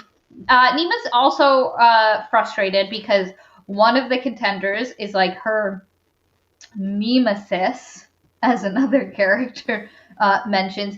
There is the Raven contender, because again, it's the trials. People are going to be competing for shit. Competitions. We love that trope. And I was okay with it because I thought the first third of the book, I thought the competition was going to be this periphery thing happening to other people. Yes, I did too. And one of the things you learn is Kane, her old boyfriend. He's the Fox contender, so she's going to see him for the first time in ages. And then Galinda. That's not her name. Gaida. Her name's Gaida. I just wanted to, because is that not the vibe? It's Galinda and Alphaba. That's the vibe that they have. Actually, you are right. It is kind of the vibe. Gaida Rack is the Raven contender, and Wait, I can't take the name seriously. Every time I heard it, I was like, and does she have, like, I know this is such a dude bro movie, but I was like, and does she have a nice rack? Like, what a weird I mean, I know that's not what it is, but like, hysterical. Every time I heard it, I just pictured a big bosomed Galinda. Anyway, go ahead. Okay, go back under the blankies, baby boy. Sorry, I have a dog in my lap. But anyway, so Gaida Rack, and they went to the Raven Monastery. They started same day, and at first, like the two little wide-eyed bubs going into school, they ended up talking, and she thought, like, here's a place where people, like, I'll be here for my mind, everyone will be good. And Gaida sees one of the books she has and is like, oh, I'm also interested in that book. And our girl Nima's like, you want to read it together over lunch and talk about it? And Gaida's like, yeah. But then later, Gaida makes friends with other people who aren't commoners, and it's Mean Girls. And she's like, actually, no, you can't sit with us. And it's never explained why Gaida goes. This happens. Yes. Why Gaida goes from being like, yeah, I'll come read that with you during lunch. Like did Gaida think she wasn't going to make any friends? And so she was like, God, I got to grab at the first person I see. And then she does make friends, and she's like, never mind, I don't need that loser. It's so weird. But anyway, it's even weirder, guys. It's because this hatred towards Nima goes so far that it extends into several plot points. Yeah. And it's like, why? And, there's even one character later on that's like, Gaida, not Galinda. Gaida, they were like, Gaida was all love. She was totally beloved. The only reason she would hate somebody like, in this case, Nima. She was literally like, she didn't dislike anyone. And then Nima was like, she disliked me. And then she's like, well, she must have had a reason. And it's like, what's the First of all, we're never told it. So Gaida's motivations don't make any sense whatsoever, other than being a petty bitch. Yeah, so the two of them become rivals throughout their entire career, and despite the fact that Gaida comes from like a noble family, our girl Nima, she wins all of the first feather awards, which is, and then they call her a try-hard because of it instead. Yeah, and so then they start calling her Desi, shortened for desperate, which is just. That's actually really great. It is, but it's also just so mean. And, like, the fact that all of the Ravens are there with her being like, ooh, Desi desperate. And everybody's like, wow, she's such a nice person. Nemo sucks. Like, it's just, like, there was other people in school with them. I don't understand why nobody was like, wow, Gaida was kind of a bitch. But more importantly, if Gaida was like that towards one person, it means she would have been that way towards at least a couple of other people in her life. Apparently But we not. never get any mention or reference to that, so it feels very contrived. But Yes. let's continue. Yeah, so on. Gaida is like, I want to see I'll be back. Nima. I have to pee. Yeah, Gaida's sorry. like, Nima gets a message that Gaida wants to see her, and Nima was like, oh, she needs to come to my room, and they were like, no, you have to go to her room, and she was like, oh, I'm sure she's loving having to force me to go into her room. So she goes in, and Gaida's like, Desi, how are you doing? And she's acting all like fake nice. But then she says, on my pilgrimages, I discovered that my father was actually the guy who was the head of the monastery, like the Raven Monastery, while we were both there. And you met him. And basically what you learn is that the head, something Rack, I forgot what his first name is, but head of the monastery, Rack, would come in, and when you were graduating and getting ready to get jobs, he would come in and kind of interview you and then help place you in jobs and like give you a good word and stuff. And during her interview, she goes in and he comes in, and she was prepared. All of her teachers told her what to say and stuff like that. She had everything prepared. And this just, I don't understand. God, this girl must have been so desperate, because what you're told is that he comes, when he greets her, he's so warm and inviting, and he hugs her, and he's like, oh my God, tell me about your experience. I want to know. And she was like, everything I've heard about this man is how he wants truthfulness, he wants honesty, and he wants knowledge. And she was like, and he was so warm. I think I can tell him the truth of my experience here, so maybe it will be better for other people. And so she's honest. She's like, I learned a lot, but people and some of the instructors were really judgmental because I was a commoner, and it was really hard because of that. I didn't have, like, the whole point of being a raven is you are part of the flock and that you have this community and blah. And so she basically spills her heart out, even though that's not what her teachers told her to do, and that's not what she rehearsed. This girl literally rehearsed exactly as exactly what to say. She had it all in her head. And then, like, she doesn't say, and then, I guess his name was Jan. Yeah, the guy's name is Jan Rack. And Jan Rack is like, oh, you ungrateful whore. How dare you speak ill? We have been nothing but kind to you. And he's like, I see you are just a petty bitch. And he was like, and she was like, she yells at him, and oh no, he makes a comment about something, and he missays something. He quotes something, but he misattributes it, and she corrects him on it. And she was like, actually, it was part of this thing, you're right, but the actual quote is from this guy. And he was like, how dare you correct me? And he starts writing in her notes, insolent, shitty, what a bitch. And then he's like, you're expelled. And so she goes to her room and she cries. She's like, oh my God, I've been expelled. What a terrible turn of events. And then 2 days later, he's killed because he was friends with Andren Valet, the guy who did the coup and who died during the coup. And they were like, Jan Rack was working with Andren, and he was a traitor, so they murder him. And in the 2 days it took for that guy to get killed, he didn't tell anyone that he expelled and nobody found the documents. Like, and so the girl gets to graduate. She gets to take her raven name, join the flock. She goes from, I forgot what her original name was, but she becomes Nima Craw. And, all is good. And she goes off. But then, flash forward to now, her in Gaida's room talking to Gaida. Gaida's like, so I found out Jan Rack was actually my dad.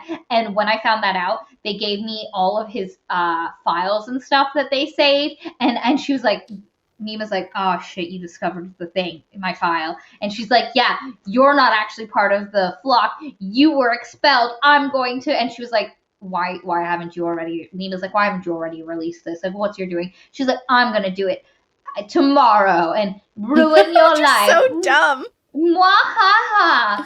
And the thing is, eventually you're going to find out why she's doing this. And it then makes sense, kind of. But it's just such a, like, this girl's so petty. And because what I thought was going to happen initially was that Gaida was Nima's nemesis.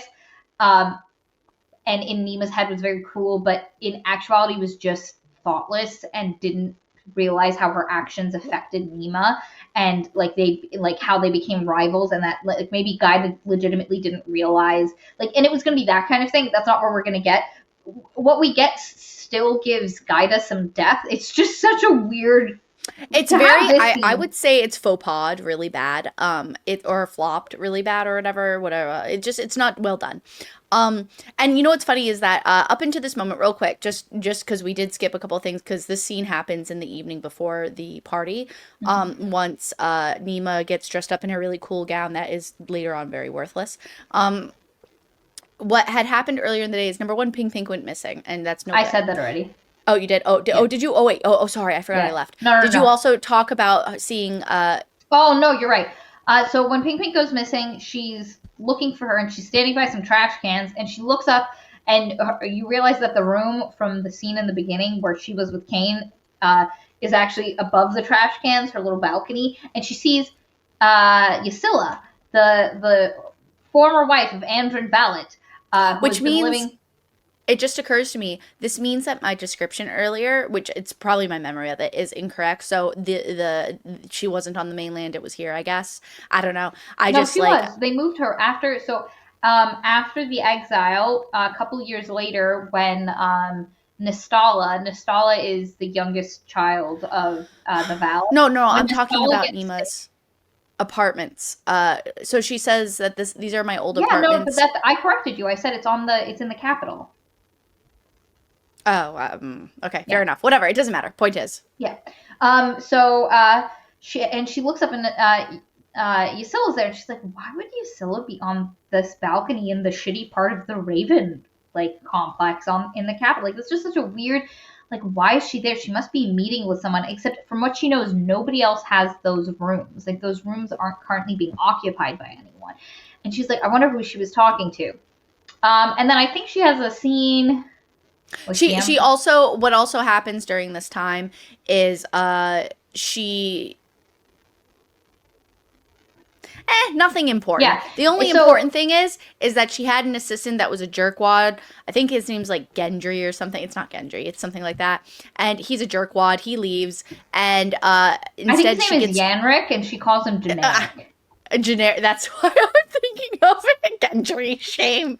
But poor Gendry. He's such a great character too. But another shot. Anyway, she gets a new assistant or person assistant. Yes, Brina, I think her name Benna. is. Benna. Nah. Yeah. Benna, and she's like super excited. Yeah, all the time, which is a little irritating. She's a ball of energy. And she's much more like, so the problem with her Nima's previous assistant, he was a dick. So we have Benna. She's bubbly, over enthusiastic. She's here to work. Comes from the village/town that's right outside the poisoned forest. Mm-hmm. So immediately you're like, what's up with this? Anyway, some of the other notable contenders are Ruko Valet, the man who sentenced his sister to fucking exile, baby. And everybody hates him. Nobody wants him to win. Everybody's fuck. He's got Zuko vibes. Yeah, and like, if people dislike and hate Nima, they hate Ruko more. Like, nobody likes this son of a bitch. And you have Kane, the other contenders, but the big thing of this night is the party, the opening ceremonies. And so she, like, the first scene we get is she sees Kane and she goes up to him and he's literally talking shit. He's like, what a boring party, what shitty snacks and stuff like that. And they end up, like, it's the first time they're seeing each other since 8 years ago. So she looks amazing, and they're having a little back and forth and like being sassy with each other. And he's like, you wore this dress for me, didn't you? And she's like, I wore this dress for me, bitch. And like, they're into each other, but pretending they're not, kind of thing. And like, for the most part, the party is going fine. There's some interactions. There's this point where during the party, Ysilla sees her standing next to Ruko. And does a witchy witch on her Yeah. for no reason, which is weird because she's supposed to be a secret witch, not a known witch. Yeah. And so, like, it's like, why would you use your powers? She stops Nima's ability to move and breathe, and to the point where when she releases her, Nima literally falls to the ground. And Ruko's like, "Yeah, my mom's kind of dangerous. Be careful." And immediately, like, it's so funny. Like, you think Ruko's gonna be like this big, but from He's your so first nice. interaction with him, he's like big and like stone faced. But all the things he says and does are really nice, and not just nice, but like he's like, that's you're very smart. You'd be good in my cabinet. My mom is dangerous. Yeah, like, that's he the kind seems of like a vibes totally he gets. chill dude. And it's so weird. Like, there's so many things where this book builds something up and it ends up, like, not kind of panning out in the way, especially The Visitor. That's one of my biggest gripes. Yeah, but as you would. But the point is and in some ways this is kind of refreshing. For example, I thought Ruko was gonna be like this, like, machismo, like, man or whatever, or something like that. But it was a nice balance, actually. He feels like an abused child. Which he is, and that makes sense later. But anyway, so the party goes on. They have a dinner. There's some funny things that happen during the dinner. But long story short, everybody loves Gaida. Yeah, and the night ends, and we're like, "Wow!" She's like, "I did it. No matter what anyone says, this party went off without a hitch, exactly as I planned." But then, fucking Gaida Rack comes up with these musician trios behind her, and she's like, "Your Majesty, if I might not just interrupt," she's like, this party, like, thanks to you, Your Majesty, for 24 great years, and also thanks to my fellow Raven. I liked Gaida. I love Gaida. She's such a bitch, but like in a good way. And then you found out she's actually a smart bitch. Like, she's not just a bitch; she's a bitch who knows what she's doing. But anyway, and she's like, "And I'd like to thank Nima Kra for a great party." And she's like, "But Nima did forget a little detail, because something," and I'm just gonna leave it here. Nima designed this party after the very first set of trials that Ystala held back in the day. And so she kind of went point for point. And then one of the things that happened back in the day was the Raven contender surprised everyone at the end of the night with a performance of one of their favorite songs.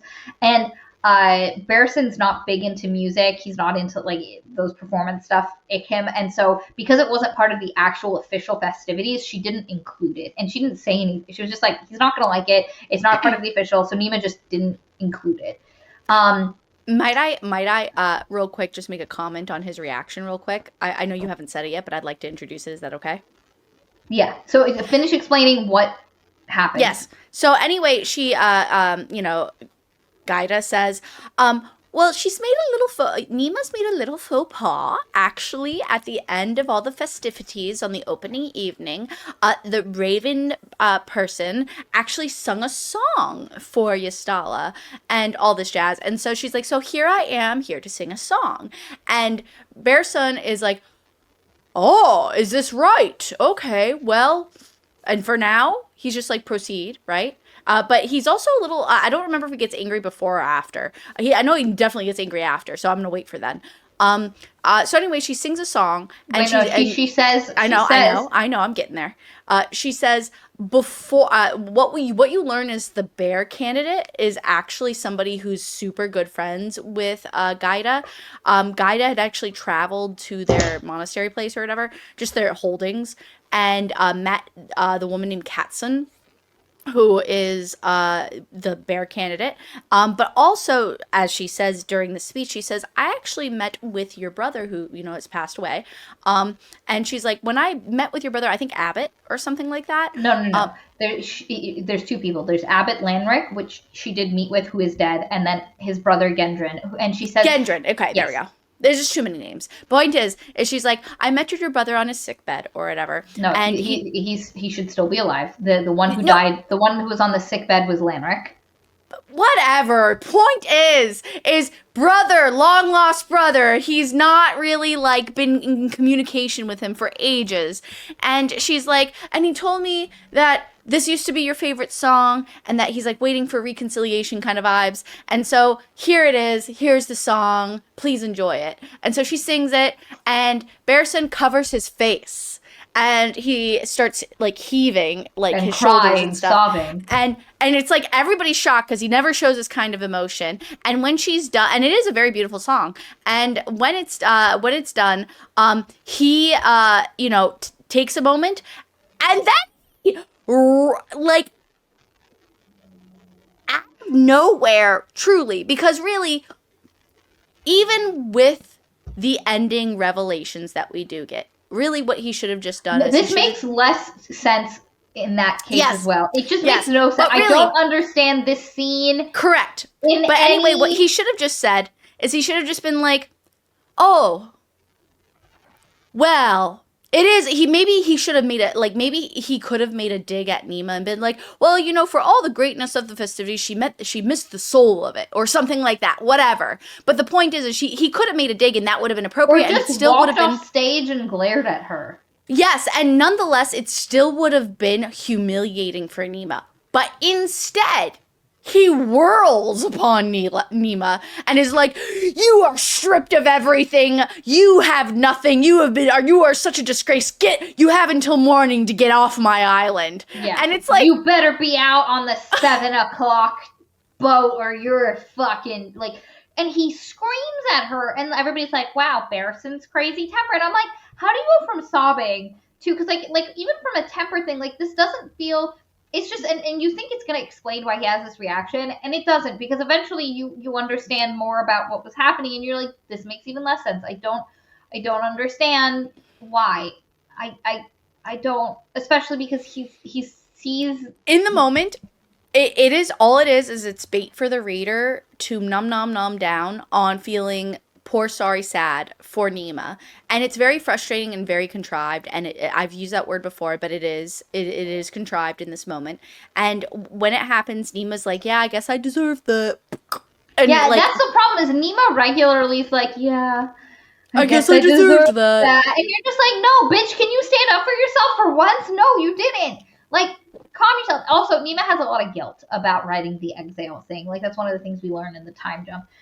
But everyone's like, wow, crazy. Nima goes to bed, and she goes to her room. She's taking her stuff up, and she realizes, oh, that lady is never going to buy my dress back because it is attached to this terrible thing that happened. And she basically tells her servant, who's ran her a beautiful bath, and as she's getting in, or as she's taking off the clothes, she's like, go take this to the lady who made it and see if she'll at least buy back the stones. Like, ask for 12. Well, what's nice is she's like, ask for 12, she'll give you 6 or 8 or something like that. But the point is 12, she understands. But you take 9. Yes. And Benna's like, are you sure? And she's like, yes. Benna leaves, and she goes to get into her bath, but it's too hot. Benna made it way too hot. So she's like, oh, shit. So she sits down, and she pulls off the shelf a book that has comforted her many a time. And you learn one of the craziest things in the entire fucking thing. Real quick. So Nima got this book because she was asked to do research in these crypts, basically. Yeah, that's what I'm talking about. One of the craziest fucking things that has ever happened in this book. Correct. And oh, look at that little, God, he has such a long neck. Anyway, oh God, he's got like the neck of a look at the back, like a of raptor. He's like jacked. He's like look at that. He's got that, like, yeah, his name is Jax. Oh God, it's so cute. Anyway, so what we learn is that she went down to these crypts, and because she's so hated, the guards locked her up in there overnight without any light. And she just was in there. Yes, and while she was there, she cried out for the first time, or like one of the few times, to the Raven, because she's not religious, she doesn't believe in the actual guardians, and she's like, I need someone. And so she ends up finding a book, and this book has been on her shelf all these years, and this book will tell her stories. And it's a magic book. It's a magic book. Continue. So she takes the magic book, and again, it makes no sense that the high scholar gets fucking locked in the crypts. And also, like, Vibros, the right hand of the Emperor, has to send, any other time she has to go in the crypts, has to send people with her so she doesn't get locked in again. Why do people hate? And by the end of the book, the vibe is that they hate her because she's a commoner, and everybody kind of hates that they have to share, because the only people who should get jobs that are royal, they're called venerants. It's the term for aristocracy. And so like that, but like it makes no sense. She's already the high scholar, guys. It's too late. What are we You doing? can't just, and also like it. You can't just. I don't know. It's fine. Continue. Yeah. Anyway, so she takes her book out and she's like, "Oh, book, what a shitty day." And the book's like, "Here, I shall show you a story, the story of Yastala and Hurrentooth," which is the knife. Which is when the tale we told you guys yeah. earlier about the chef's knife and the blade of peace. That's what it is. And her cursing at this knife and being like, if I'm about to kill someone with it, the guardians will come back. And it's to the point where anytime it's like, thank the guardians, or like, may the guardians look over you, and then somebody else has to say, and remain hidden. Like, anytime you invoke the guardians, you say the thing you're doing and you say, and remain hidden. Because again, nobody wants these bitches to come back. End times, ladies. Anyway, she reads this book and she's like, wow. And then the book's like, your bath is at the right temperature. And she's like, thanks, book. And she closes it. No. She's like, did the book just talk to me? Yeah. And then the book's like, yes. Also, goodbye. Or, goodbye. Like that type and of like. It closes and she goes to get in her bath and she's like, wow. My book. Wow, that's magic. Yeah, my book just talked to me. Weird night, I guess. She gets into the bath and she's like, what a delicious and bath. Super oily, and she rubs the oils into her skin, or else it gets the hose again. She was like, wow, Ben, I've put in way too much rose oil into this bath, and she's just like rubbing it all over herself. Delicious. And then like our girl starts tripping hard, and at first I'm like, is she having a vision from? That's what I thought too. Like, I thought it was well done. She there's ravens, and then she has this intense she puts on her bathrobe and she has this intense need to go to the throne room thing. The throne room, like she's being called there, and there's something calling to her. So she goes and she's staring up at it and she's having this whole thing, and then Kane's in the shadows like, whoa, what are you on and how do I get some? And eventually Kane figures out that she has been dosed with dragon scale, which is a specific, highly not available drug that only the dragons use, and they use it for their ceremonies and some of their spells. Crazy to me that he immediately knows this, considering how rare it is. Because number one, it would make sense that he would know what it is in general, as like a quote-unquote assassin, or in general being a fox person, or just knowledge. But then how would he presume that that's what she's on? Yes, it's such a anyway. She's like her inhibitions are down, so she's like, "Damn, I want to touch smooch, kisses. I want to get in on you." And he's like, "Oh, you're having a really good night, aren't you, babe?" And then he realizes she's on dragon scale, and he's like, "Oh, you're gonna have a great time. Just sit in a corner and enjoy it." And then he realizes, "Oh no, she's on way too much," because he touches the back of her neck. And she's soaked in the oil. It's just on her skin. Her bathrobe is soaked. And he's like, oh my God, you're going to overdose. We have to. So he takes her outside into the royal fish fountain, the fish beds, like ponds. And he throws her in. I did like the scene. Yes. And she has to scrub it off. With a stone. And with a pumice stone. And then she gets out and she's still a little high. The fish die. They have a crazy time. She feels real bad about it. So bad. And it's this funny scene because she's being honest in some of her feelings. Kane is obviously taking care of her and helping her.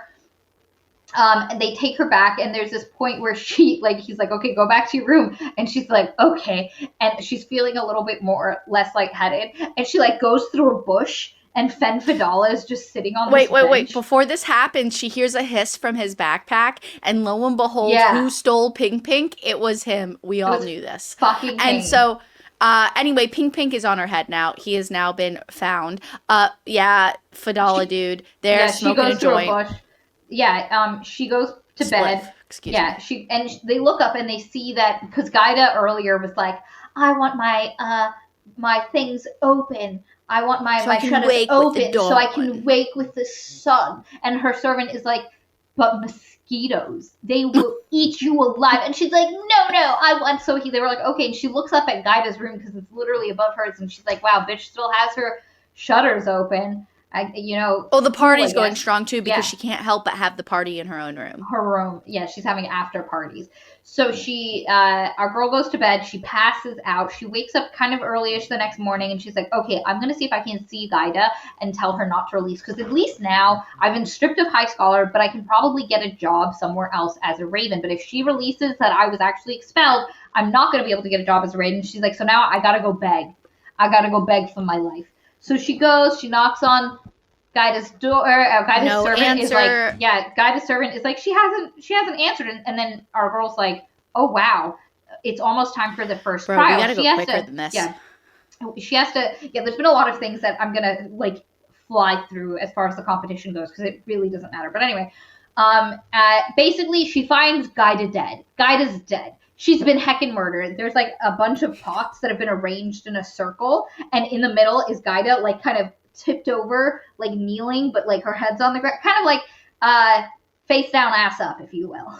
Was that how she was described? I definitely did not remember with that. with a knife in her back, or like Yeah. in like. And it's not just any knife; it is the blade of peace. She looks at it and she goes, "That looks like a kitchen knife," and she's like, "No, no, no, no." And so she, motherfucker, thank God they don't have forensics here, because she literally takes the knife out, looks at it, goes, "Yep, that's Tooth," and puts it back in. And I was like, "Bitch, don't touch the murder weapon." Oh, they're gonna think it was you. I also, so there's this part, right? And by the way, I don't know if Maria mentioned this while I was gone, but the point is that Roku had Ruko, excuse me. You really want to call him Zuko? I do. And anyway, he had it on his person because he is the guardian of it. So keep that in mind. But that being said, he when she looks at it and she picks it up and it specifically says the blood started dripping off of it, I was like, could you be any dumber? I was like, you know what's going to happen? I could have swore, and luckily it didn't. Otherwise, I would have been really upset. I would have been so angry. I thought the servant was going to come in and be like, and see her oh, you killed her. And then I'm knife. like, wait a second. In this world, are they able to say the corpse is cooled, so therefore it wasn't her? Like, yeah. And also, it's so funny because she puts it back. And Chris M says, I hate it. Nope, not this one. It was described as prostrated, if I remember right. OMG, it was so stupid that she put it back in like it was a knife block. A knife block, I know, me too. And there was even, you know what's grosser, guys? It's described that there was a fly that lands on her wound, her seeping wound, and she just, and all I could picture is just her shoving the fly into the It's such a weird move. Like, don't touch the fucking knife. The last thing you need, because like everybody hates you, Nima. If they walk in and you're holding the knife, I was like, the first thing I would have done is called the servant. Like immediately, like just so nobody would even assume. Anyway, scream. Anybody who's halfway intelligent would be like, "Come hither!" And so that way, eventually, she walks back out to where the servant is, and she's like, "Hey," because they looked around for her, they couldn't find her in her bed, and they were like, "Oh, she's gone." And he's like, "Okay, I'm gonna go do other stuff." And she's like, also, side note, her tea was by her bed, lipstick on tea. She drank tea before bed. Yeah, she drinks tea before bed every night. Anyway, and the servant's like, okay, I'm gonna go. And she's like, can I look for a piece of, I was here actually to get a piece of paper. Can I look for that document? And he was like, good luck finding anything.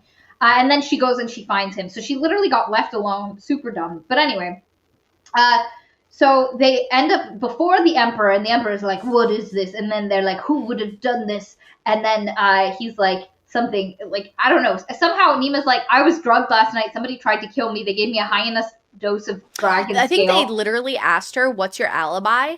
Or something like that. Well, and no, she's just like, it was something else. And then she was like, I was also, somebody tried to murder me. And they were like, oh my God. And then the emperor's like, oh, that look on your face. I know you have. He's like, you're worried. You did it. And she's like, yeah, I was blacked out for a portion of the night. I could have killed her during the period I can't remember. Which means you were sleeping. You were blacked out. You slept. I said, yes, she volunteers the info. Fucking hell. I know, which is really, like, I get it, because she's trying to be honest. But again, this personality quirk of hers, in particular, always seeking the truth, I guess it makes sense for the Raven. So the fact that she does this doesn't bother me. What bothers me is this.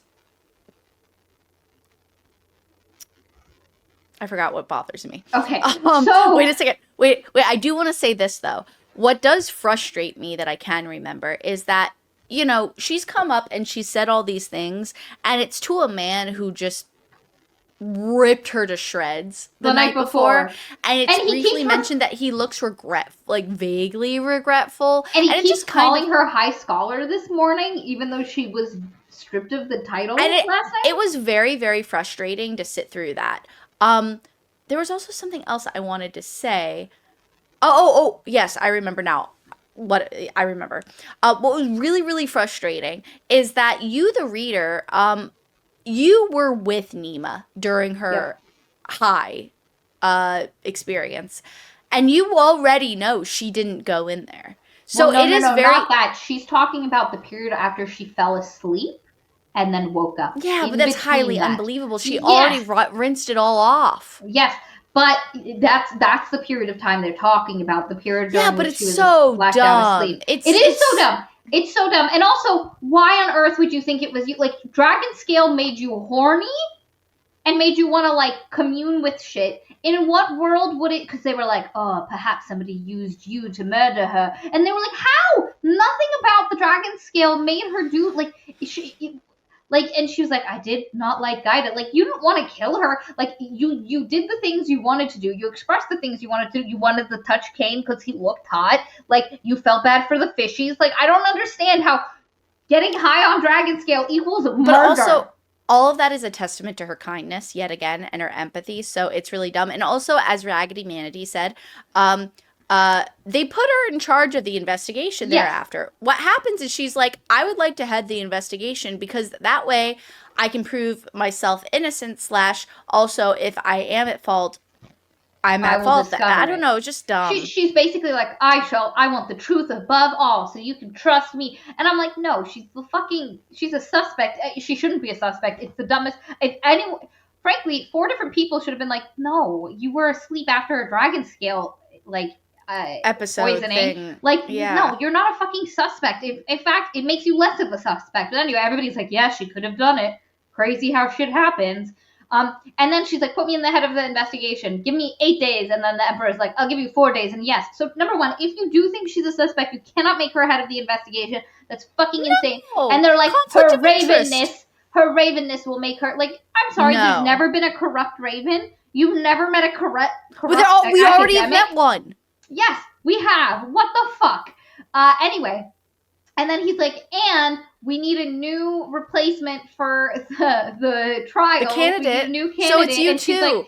She's like, oh yes, I wonder who we're gonna pick. And he's like, I'd like you to be the candidate. And that is like, the dumbest Kane, thing I've ever heard. As soon as that was said, I almost wanted to put down. I was like, this is a responsibility. I have to finish this novel. No, that's exactly. If you go to the Discord, I literally, when this moment happened, I literally was like, I would rage quit. If I was reading this book for pleasure, as much as I had, like, been kind of into it and stuff, I would have rage quit right there and then. Because, like, Kane is like, she's an academic. She's not even just like in the monastery kind of. She sits behind a desk all day. She's an office worker. Which, what do you mean? One might argue, oh, but that was his plan all along for later reveal. Spoilers. But it still doesn't, like, it's still dumb. It's so dumb, and it only works because, like, this it doesn't work at all. The author needed this to happen so she could have Nima do the trials and do some stuff. But I was originally, when it first happened, and she was like, okay, I don't understand why she's I was okay with her investigating the murder. What I wanted was her to get teamed up with a hound, like, and get like a murder mystery, and then, like, uncovering the great conspiracy of the entire thing while the trials are happening, and her, like, interviewing and befriending different, like, I thought it was going to be like that was going to happen. And again, in my perfect world, nobody would have acted like, she would have been like, maybe I did it, and everybody would be like, no, Nima, there's no way. High on Dragon Scale, after the experience, you were asleep. It's fine. Don't worry. You're not as nobody thinks you're the suspect. Again, there's this, like, a very big plot block that happens in any instance that that the author wanted it to happen in, where it's like, if somebody wanted to dislike Nima, or if somebody wanted to call Nima into question, there was no fight against it. It just instantly was like, just, that's it. That's what they thought. No discussion. That's it. Now an enemy. Literally, Saint Jen says the way she got publicly fired, then the next day says she's a suspect. She's suspect number 1 for the murder, and then the emperor is like, so Bessie, I got a favor, solve this case, teehee, and also participate. Yeah. St. John also says, I feel like you could maybe make a case for heading the investigation. Yeah, she's very analytical. She immediately picked up certain things, and she focuses on certain things. Absolutely. That's why I was like, ooh, we throw the academic into like and pair her with a hound who's like trained and like I And like they this. can't like read her mind because she's blacked out on dragon scale, and so they Yeah. don't trust her fully, and so it's about learning trust and like and you know what, And the uncovering true the grand conspiracies. and the true romance of the novel being her falling in love with that hound, in my personal opinion, because the Kane route was just a little too, yeah, for me. I like Kane well enough, It was but again, fine. It it's was not a fine. compelling romance. No, also, it's not. yeah. Anyway, but yeah, there's no reason why she should have been picked for as a contender. It makes no sense, and the book is going to retroactively try to tell you why it makes sense, and it just doesn't. It just had to happen for the plot. But anyway, and not only has she been picked as a contender, he literally bribed the head of the Raven contingent by giving him a High Lord position to pick Nima. And everybody's like, yep, this is okay. And then everybody blames Nima. They were like, how dare, Gaida hated her. And it's like immediately people are like, it was probably Nima. Like nobody else knows that Nima had this dragon scale blackout and like thinks she might be the murderer. But everybody's like, that bitch, Gaida embarrassed her last night. She definitely, and they didn't like each other. She definitely killed her. So people, like all the Ravens are like, oh my God, she's our contender, blah. And you're just like, why? Why did we do this? And they're so unprepared that she has to wear Fen Fadala's which makes no sense uniform to me. Instead of wearing the spare one Gaida had. Like, I don't know. It's just Also, how about buff. just black clothes in general? How about just black clothes in general? Because that's the uniform, black clothes. So Yeah. wear black clothes. That's it. Yep. Just wear black clothes. And so she's in this giant uniform that keeps falling off her shoulder, and they're like, "We'll get you your own uniform made for tomorrow." And she goes and like she's gonna have to fight Shao, and they're doing the which tournament was first? So okay.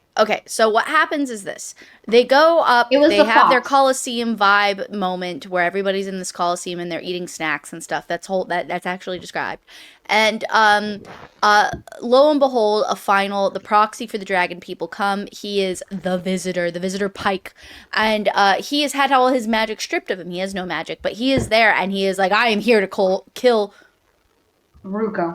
Ruko, thank you. I am here to kill Ruko, and that is my only job. And okay, there we go. Perfect, done. So there's a fight between Kane and it doesn't matter, Tara or whatever, the Ox person. Yeah, there's a fight between the visitor and like the visitor pulls his punches. He's not actually taking anything. Like the other person ends up winning. Shao and our girl thing. It's not here. I think it's, I don't know. And there's a bunch of trials. I'm gonna look, trials. I can do it very quickly. Here, I think. Let's see if I'm good. Everybody, you can rate me. So I'm just gonna say, can I go through the trials in general? I'll not obviously do the dragon one. Real quick, and then we can fill in the other plot points. First, is the Fox trial. They have to go into the same place where Nima got stuck before, the tombs.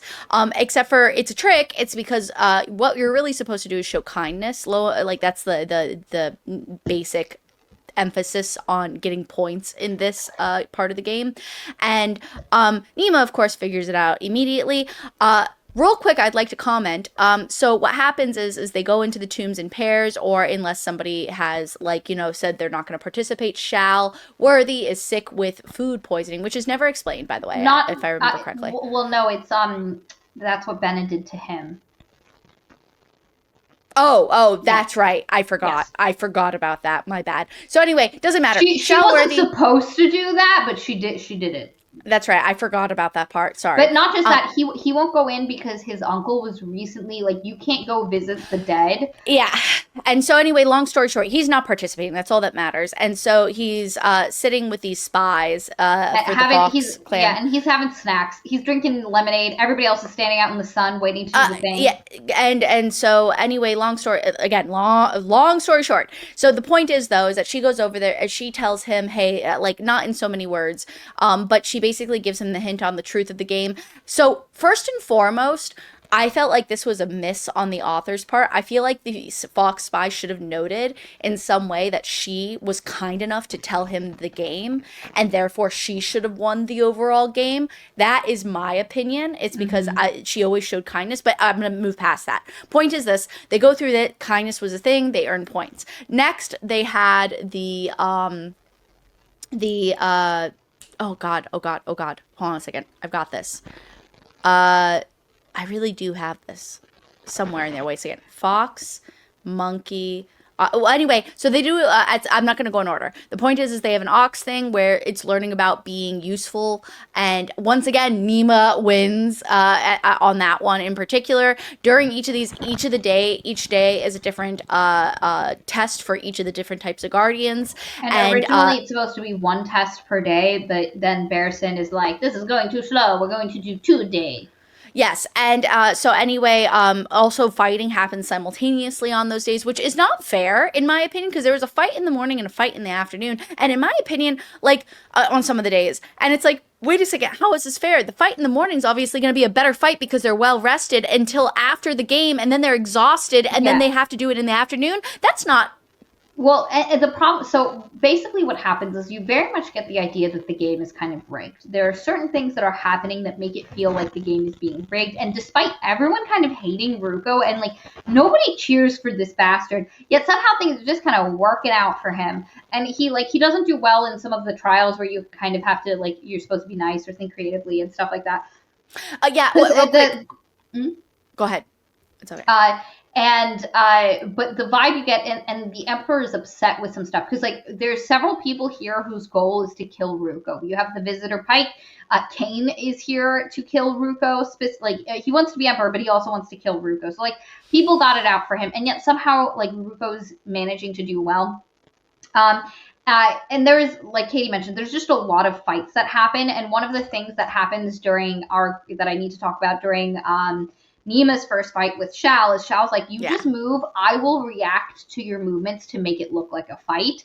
And people kind of call him out on it, that he's trying to help her. And then there's this point where she kind of gets possessed and like she uses this shield and she almost cuts his head off.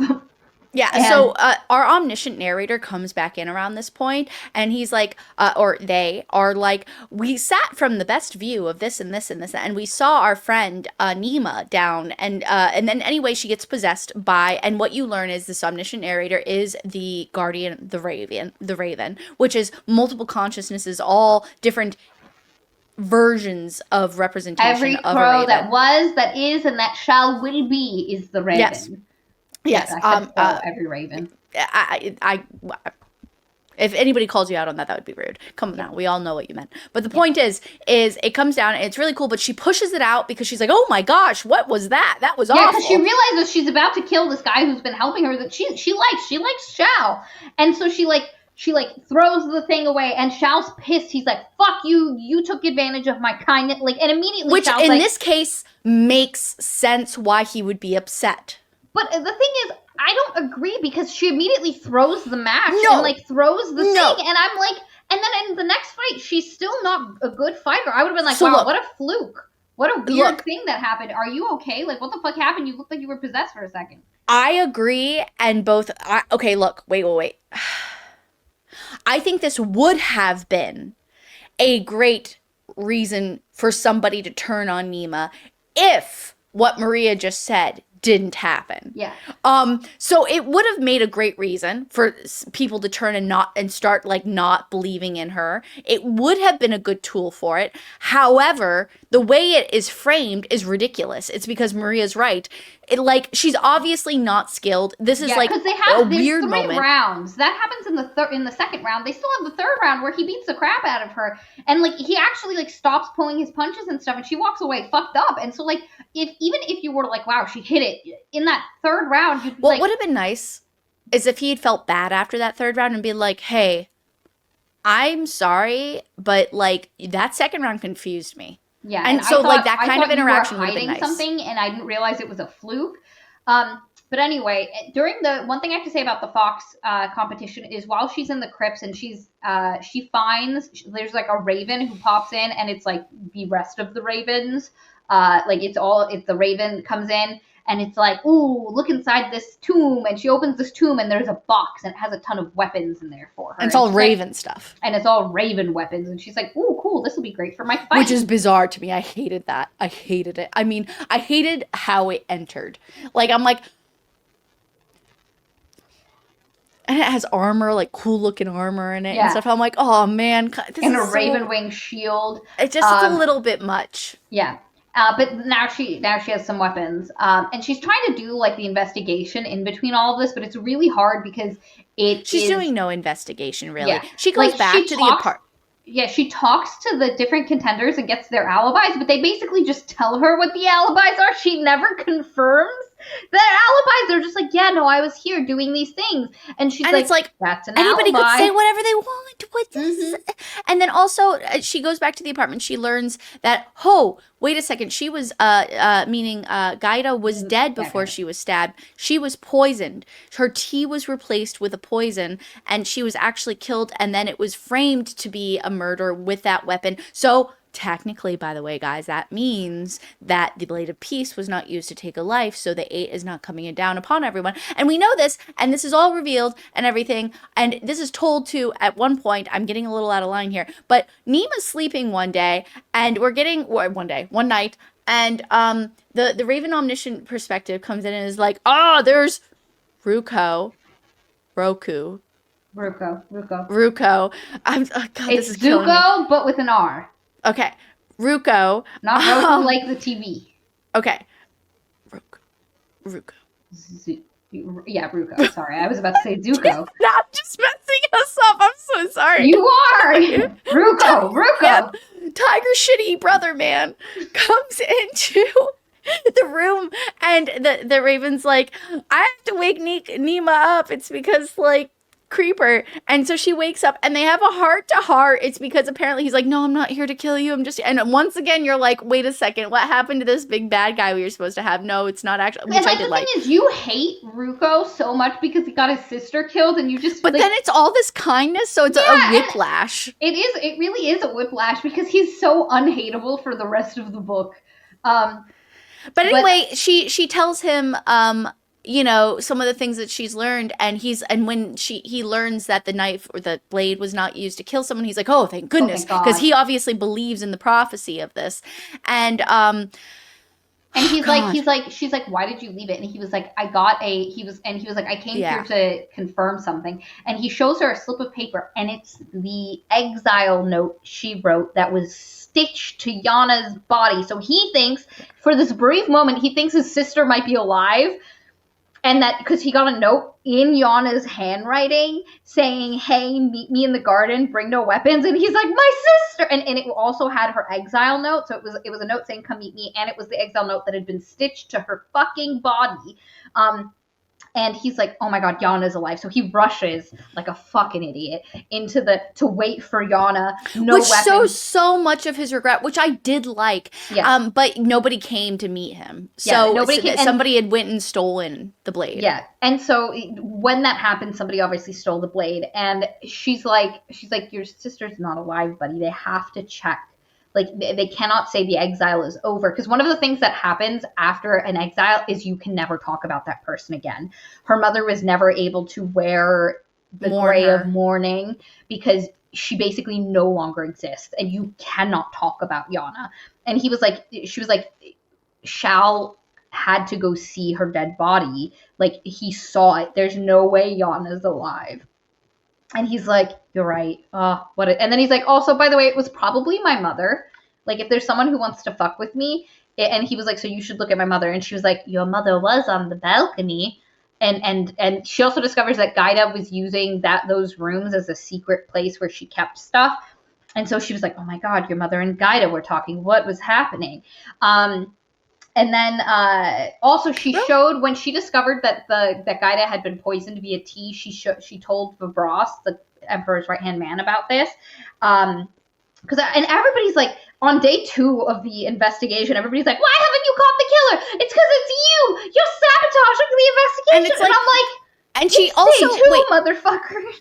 also pause. She also, somebody, when they call her out on that, she's like, actually, I did find some stuff out. And it's the person who's head of the Raven contingent, because he's like barbing her. And she's like, actually, I did find out. I found out A, B, C, and D. And it's all actually great Great support. And they're stuff. just like, huh, that's nothing. And I'm Yeah. like, oh, come on. And This is so so dumb. one of the things you learn is now we're looking for 2 people. We're looking for 2 people. We're looking for the person who poisoned Gaida, and then we're looking for the person who stole the knife and stabbed Gaida. And what our girl realizes is that whoever stabbed Gaida realized that she'd been poisoned and staged it so nobody could just think it was natural causes, that somebody did this to flag out that a murder had happened. And she was like, okay, let's go meet Ystala, and not Ystala, Ysilla, and see what's up with Now, her. So she if I recall correctly, is this not, and I'm having a hard time recalling because I haven't had time to sit with this at all. um, is this not the same time that we get? Wait, real quick before I ask this question. So basically, between the Raven incarnation and Nima, they are having a hard time of it. It's because Nima does not accept the way the Raven wants to pursue with things, and to have her as Empress and so on. Oh, She's she like, does. this is She not doesn't even know yet. Like at this point, that hasn't even really happened. Nope, it has not happened. okay. So then that means we don't get the omniscient narration of Bearson and so on. Yeah. We do not yet. It has not Okay. happened. Real quick, I do want to, like, I just want to summarize the trials really quickly. We talked about the fox. I talked about the ox one. What was the monkey one comes later, which is a Yep. performance. Mhm. Like literally they're given, I don't know, like, The second one is the Raven trial. So the first one is the fox, because no, they do it in order of the thing. So first is the fox, then it's the Raven, which is just a test. no, the Raven doesn't come till later. No, the Raven is the second one. Really? Yes. Because it Okay, goes in then order. The Raven is the second guardian. It's Fox, just keep going. Raven. I don't care. It's fine. Yeah. It's fine. Keep going. So the Raven is a test, and it's good because she made the test, so she doesn't have to do it. Ruko wins, and then I think Shal wins. I don't know. I don't remember. Doesn't matter. Who Kane cares? came in second place. And then they did their fights for that day, and she doesn't do that great. I think this is when she fights Tala, but anyway. And then the next one is Ox. And Yes, then, that sounds right. And then the next one is Tiger. Where did Tiger come in? Wasn't Tiger around this place? I think Tiger was here, and then I think it was Nima does not participate in the Tiger one because she like has something going on. So she's not well. Oh yeah, something. she got injured during one of her fights, and so she doesn't do the Tiger one. The Tiger and Ox were the same day. So it was the first few were one at a time. Like the first few days were one at a time, and then we start slamming them in together. So it's like Tiger and then Ox trial and the Tiger trial was just like they had to serve certain positions of hierarchy in a hierarchical order. The Tiger contingent is like the racist bureaucrats. There isn't, and I have to say this, there isn't racism, there's classism. I was going to say classism. You have people of different races, and I don't even like saying races. You have black people, you have white people, you have people of different skin colors, and none of that impacts social standing at all. None of that, there is no racism unless here. I did a deeper dive and looked at any connections, but I didn't notice any.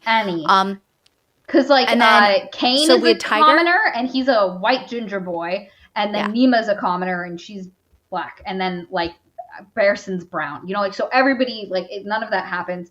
But the Tigers are the most classist, and basically their entire trial was look upon your station and suffer, and they try to kill Kane for some reason. Yeah, that was weird. Because it wasn't even Roku. It was basically the really bitchy abbotess. Abbot Ravenna. Yeah, and then wait, after that, what were the trials? It was Ox that was next, and then it was Hound, and then I think I'm missing one. Monkey was before Hound. Monkey happened in the evening. It did. You're right. Maybe yeah. but But Wait, no, but it's there are less people I got this. participating. Give me 1 second. I got this. I have the chapter titles. They're Oh, okay, perfect. the chapter titles shall save us. Give me 1 second. The reason why, just as a brief explanation, and to explain each of these, Okay, like I got we've it. already said, each of these trials basically is supposed to reflect the philosophy behind Yeah. the creature that it Yeah, has. it's so you have the day of the fox and then day of the raven, and those are the only single days. And then we have tiger and ox, which happen on the same day. Okay, And then good. you have bear, which is they go Chris through Epp basic said. training. Yeah. And then the day of the monkey, and then the last day is the day of the hound and the day of the dragon, which all happen on the same day. And so the ox trial, Katie already spoke about. We just told you about the tiger trial. The Bear day trial, of the like bear, she said, it's literally think basic Marine, the training. U.S. Marines. Yeah. That's what it was. And then then the monkey trial is they have to do an improv performance where they're on stage Given a theme. a theme, and they have to do a performance. And like some people like do a performance, and then like Nima just talks and then has the ravens like suddenly, because one of the things you learned. So it's at this point in between the tiger and ox trial, and then this day is when the ravens start Revealing coming to her themselves. presence. And basically, she has a fight with Ruko. The raven. So there's two ravens. There's the raven, which is the collectress conscious of all ravens, who's the guardian. And then there's a solitary raven named Saul. Saul was the book. That book we talked about earlier that showed Nima all of these things and comforted her. Saul is a fraction of the greater conscious of the raven, and it's just a fraction of him. And it is called the solitary raven. And she's kind of okay with the solitary raven, but there's this point where the rest of the ravens have been they've been sending her dreams, they've been trying to get through to her, and during her fight with Ruko, where he's going to there's this point where he's going to kill her, and she's like, they finally break into her, and they're like, "Hi, we're the Raven. You have been chosen to help us keep the world from ending. Ruko is going to cause the end of the world. If he becomes emperor, then the guardians will be summoned back and the world's going to end. We don't want that to happen.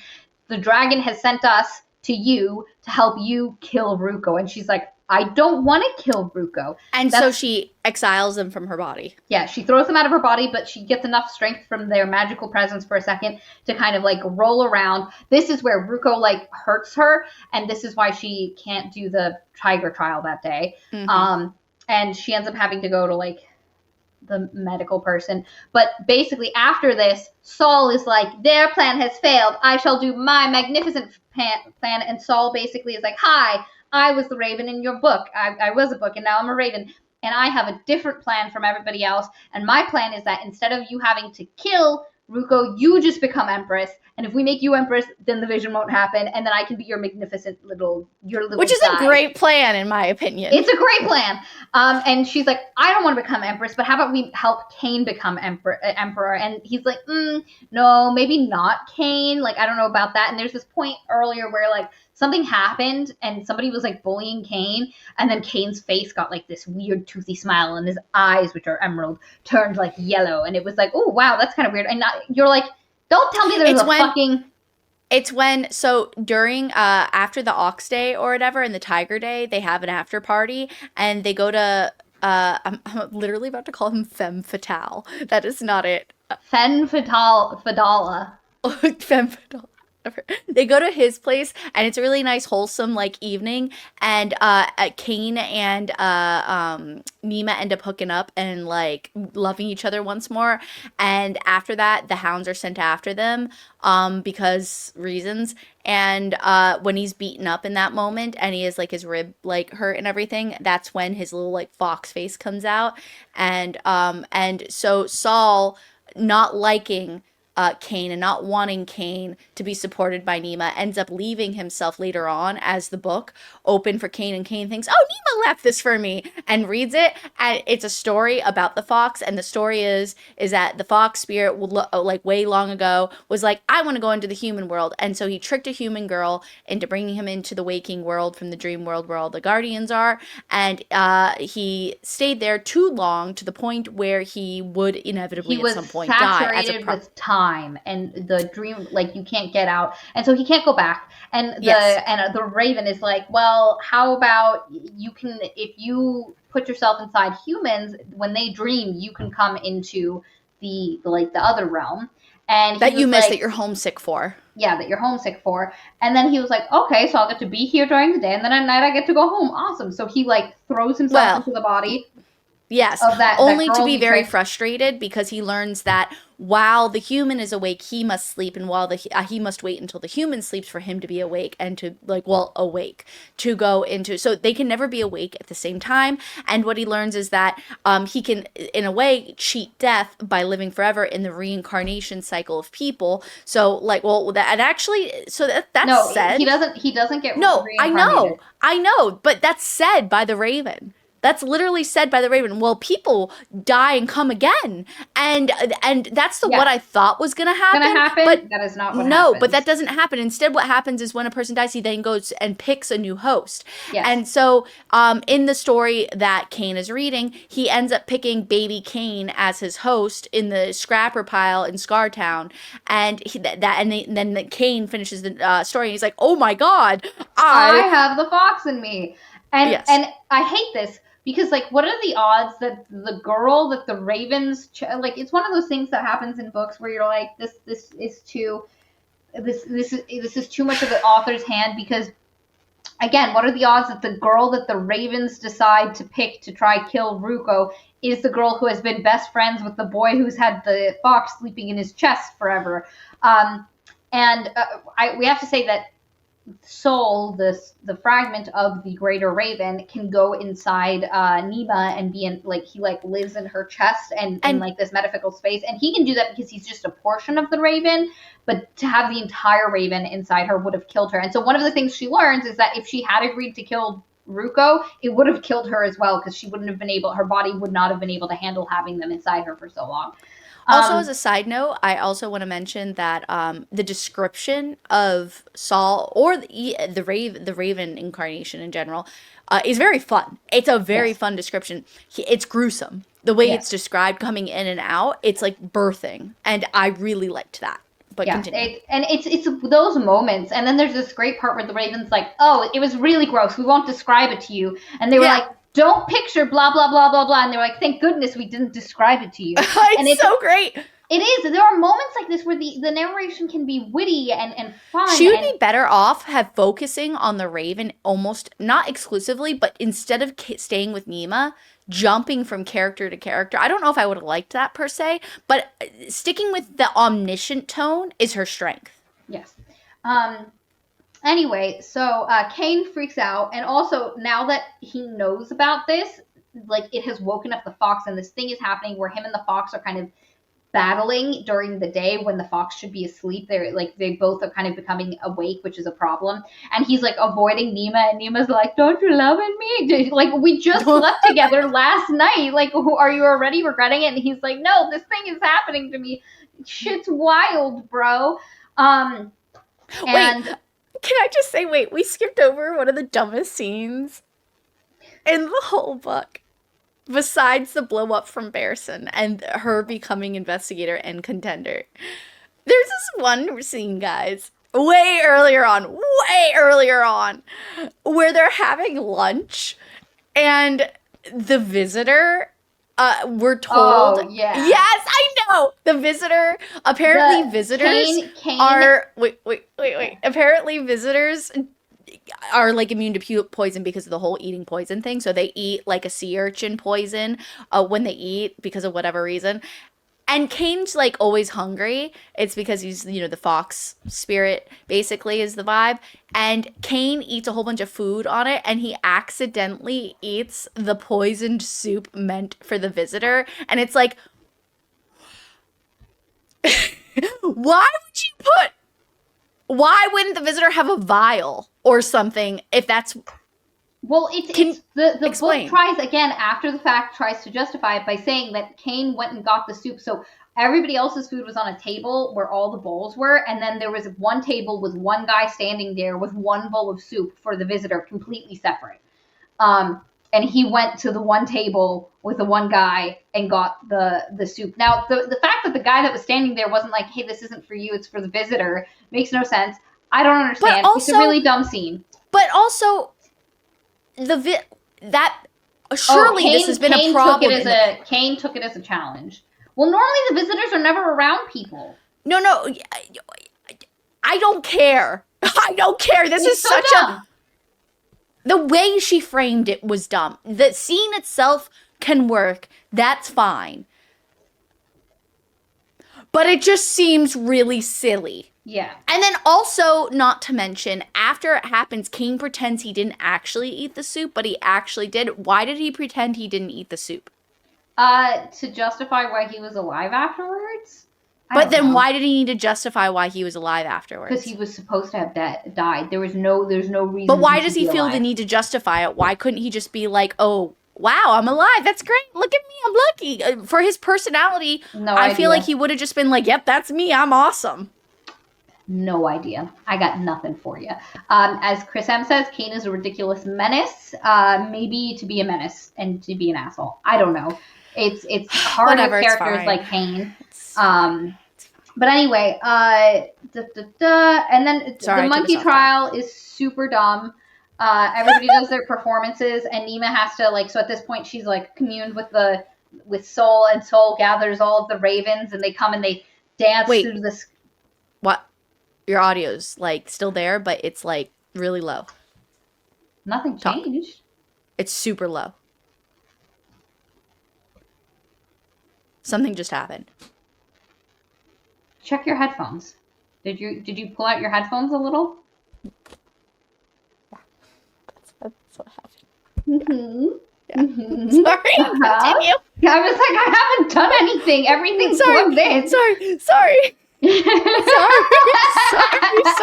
Sorry. Continue.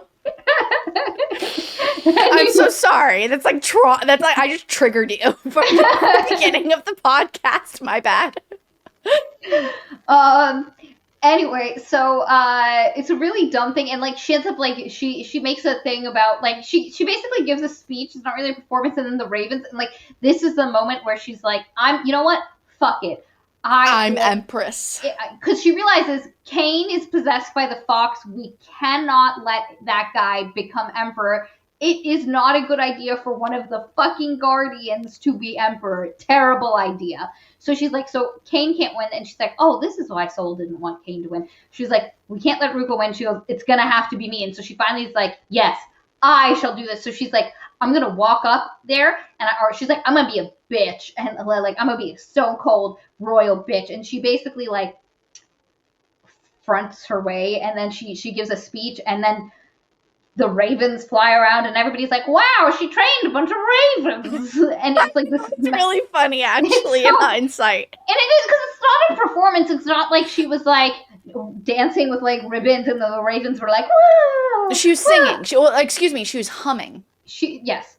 And humming this song from earlier. Also, there's this point. So by this point, we've started getting other things, and one of the scenes we saw was this conversation between Berson and Vabras, where he was like, oh, we're going to have to deal with Nima. And basically, you get the idea that Berson needs to kill Nima. She's discovering stuff. Oh, that's the other thing that happened. Our girl Nima that's what I was just going to say. Berson killed Galinda. Well, no. I know. Let me finish. I know. Kalinda. I know. Our girl has to interview. She goes with Kane, and she interviews Ysilla. To be like, why were you on that balcony that morning with our girl Gaida? And basically Ysilla, who does not like either of these two people, is like, well, Gaida told me some suspicions she had about the Emperor, which I'm not even going to justify, but it was some crazy suspicions she had about him. And I was just gonna let it go, but then you told me you saw me on the balcony, and so I just immediately had to go tell Vabras what I saw, and then Vabras that night immediately. So way back when I mentioned that on the opening ceremonies, Ysilla spelled our girl and made her choke and almost die, and our Nima was like, I saw you on the balcony, and Ysilla was like, oh shit. So she tells Vibros, hey, I met up with Gaida this morning. Gaida told me that she has these suspicions about the Emperor, blah, blah, blah. Vibros immediately goes to the Emperor, tells the Emperor, and then right after this is when Gaida does her, hey, Mr. Emperor, I'm going to sing this sad song that your brother said you loved and make you cry. And she was like, so whatever Gaida told, like whatever Gaida's suspicions were, he knew that before that performance. So he knew he knew that Gaida was against him. And so everything that happened after that was an act. And she was like, whatever she knew, the Emperor obviously took seriously enough. And he's the one who poisoned Gaida. And, you know, like, oh, shit. Blah, blah, blah. And then Nemo knows too much, and Nemo always finds curiosities, and Nema's going to talk to these people, so we need to kill Nema, and that's why we put her in this position. Yeah, so they put her into the competition, and it's not working, so then the Emperor's like, okay, we're going to do two competitions a day, and double the fights, and no longer can you say stop and get out of a fight. Like, because before you could, like, if you were worried for your life, you could just say stop, and they would call it, and you would have forfeited the match. But no longer can you do that. It's to the end, either when the bell rings, which is 3 minutes, or to the death. Like that's all you've got. And so like you can tell in ways that they're trying to affect them. The other thing that happens is on the beginning of one of the days, the monkey contender who's named Havoc. We have not mentioned him at all. He is such a weird character because he starts off as being described as like a character you could probably vibe with, and then out of nowhere he becomes a mustache twirling villain. Yeah, and he's like, oh, I hurt my ankle, guess I can't do the next thing. And so because he comes out of the competition and he's like, can't compete anymore, even though other people have had way worse shit happen to them, they still have to compete. And they still compete. He's like, nope, can't do it. And because of that, they're able to reorder everything to put Ruko, to put our girl Nema against, I forgot who it was, but it was, against Katzen. And Ruko against to kill her, to have, and then Ruko with the visitor, I think it is. But anyway, they can organize it that way. And she's like, oh shit, they're doing it this way because Katzen thinks I killed Gaida, and Gaida and her were like soul sisters, and she's gonna try kill me, and which is what Katzen tries to do. But one of the things you learned is that Soul, the book raven, was through all of the stories he taught her, had been slowly via knowledge into her brain, through permeation. Yeah, through permeation. Because Maria, if I read lots of books, that are just peppered with magic, I too can become a Kyoshi warrior. Yeah, so basically he teaches her the ancient art of the Raven Warriors, because there's no more Raven Warriors. The Ravens do not have a warrior, like, because every class has like their practical thing they do, and then they have a specific fighting style. And the Raven fighting style, it died. It's gone. But our boy Soul pipes it into our girl Nema through reading and their connection that they've had, and now she intuitively knows when she picks up these metal fans. Battle fans. She's a battle faness now. Yes, and now she can do this like specific fighting style nobody's seen in ages, that she just inherently knows in her body. And this is one of those things where you're like, what? This would have been cool for her to know from the beginning. Maybe easy fix, Maria. She read a book about it forever ago. She loves books. She did that because we were already told she used to do yoga and shit, basically, the monkey stances or whatever, as her morning routines. So she gets some fans, and she's never had real battle fans, but she gets the real battle fans from the chest. Sure, whatever the chest. But the point is she could have very easily learned these stances prior to this moment and have not had it as a contrivance yet again. It becomes the Crow Ex Machina. If you will, not the crow, the Raven Ex Machina, because like it just, you were like, oh, now she can fight, because again, this has been the fundamental problem. This bitch is desk bitch, and she's also just not strong. Her body is not strong. It's like if I, Maria, who walks pretty regularly and does some stuff, suddenly Maria can also do kung fu. Yeah, murder competition, and also now I suddenly inherently know. But like the thing is, and one of my favorite, it's not, I don't think it's the greatest anime, but there's this one anime I watched called Kaleido Star, and it talked about how the one girl had a lot of, yeah, I'm about to make a Kaleido Star reference on this podcast. But the main character, she has a weakness where she's really good at the stuff and she like understands how to use her body, but she's weak. She has like her fatal flaw is she doesn't have the muscle or the like years and years of the physical conditioning to her body to be able to do some of the stuff that she like should be able to do. And so there's this entire, I think like season 3 is just her like where she stops doing a lot of the cool like acrobatic stuff and she just has to like get swole in the way that makes sense for. I don't even remember that plot point. I just remember the intro. Like yeah. I can't even remember the plot. Yep, I watched it several times. I really liked it. But anyway, and so like you can't just like, even if you suddenly know the movements and stuff, your body's still weak. What's the, do you know what the name of that? That's the same era that I also watched the anime Princess from the Tutu? same time. No, well, also that, but no, the one where you put like, it was like a girl or a boy, and they had a fighting doll, and it was the little doll that stood on the platform, like, and they had little dolls fight each other. Oh yeah! What the heck was that called? I was obsessed with that. The doll was blonde. Yeah, maybe I don't remember, but I remember the little dolls, and it was like a boy. You watched so much shoujo. I watched so much. No, you watched so much shonen. I watched so much shoujo. Like, because that was like the. You know what I also think of that was terrible? Cyborg 009. What a weird oh my anime. God! What a wretched. Anime. Yeah, what a weird time. Anyway, so even if you do suddenly know the movements, your body's still weak. You're gonna tire out. Anyway, it's fine. It's whatever. She knows this now. And then on the final day is the I'm trying to think of other discoveries that have happened. So basically, when she talks with Yasala, she's like, she's like, oh wow, the Emperor is whatever Gaida knew, and so she's like, okay, I know that Gaida used that place. She's like, I need to go into it. To those rooms, and I need to see what she like, if she the papers she had to see. So, and also she wants the document that says that she was expelled from the Raven Academy because she, obviously wants that. So that's the main reason she's going. So she goes in the room and she's looking, and there's not really anything anywhere. And she's like, I wonder if Gaida found that secret hatch and compartment that Kane built for me. And she looks, and Gaida did find it, and she finds her file, and she rips it up. And she's like, phew. But then she keeps looking and she finds another thing. She finds a book about the bear monastery and all of that stuff and some stuff about Barristan. And in it, there's a note that's saying, for Desi, if I am killed. And she's like, oh, shit.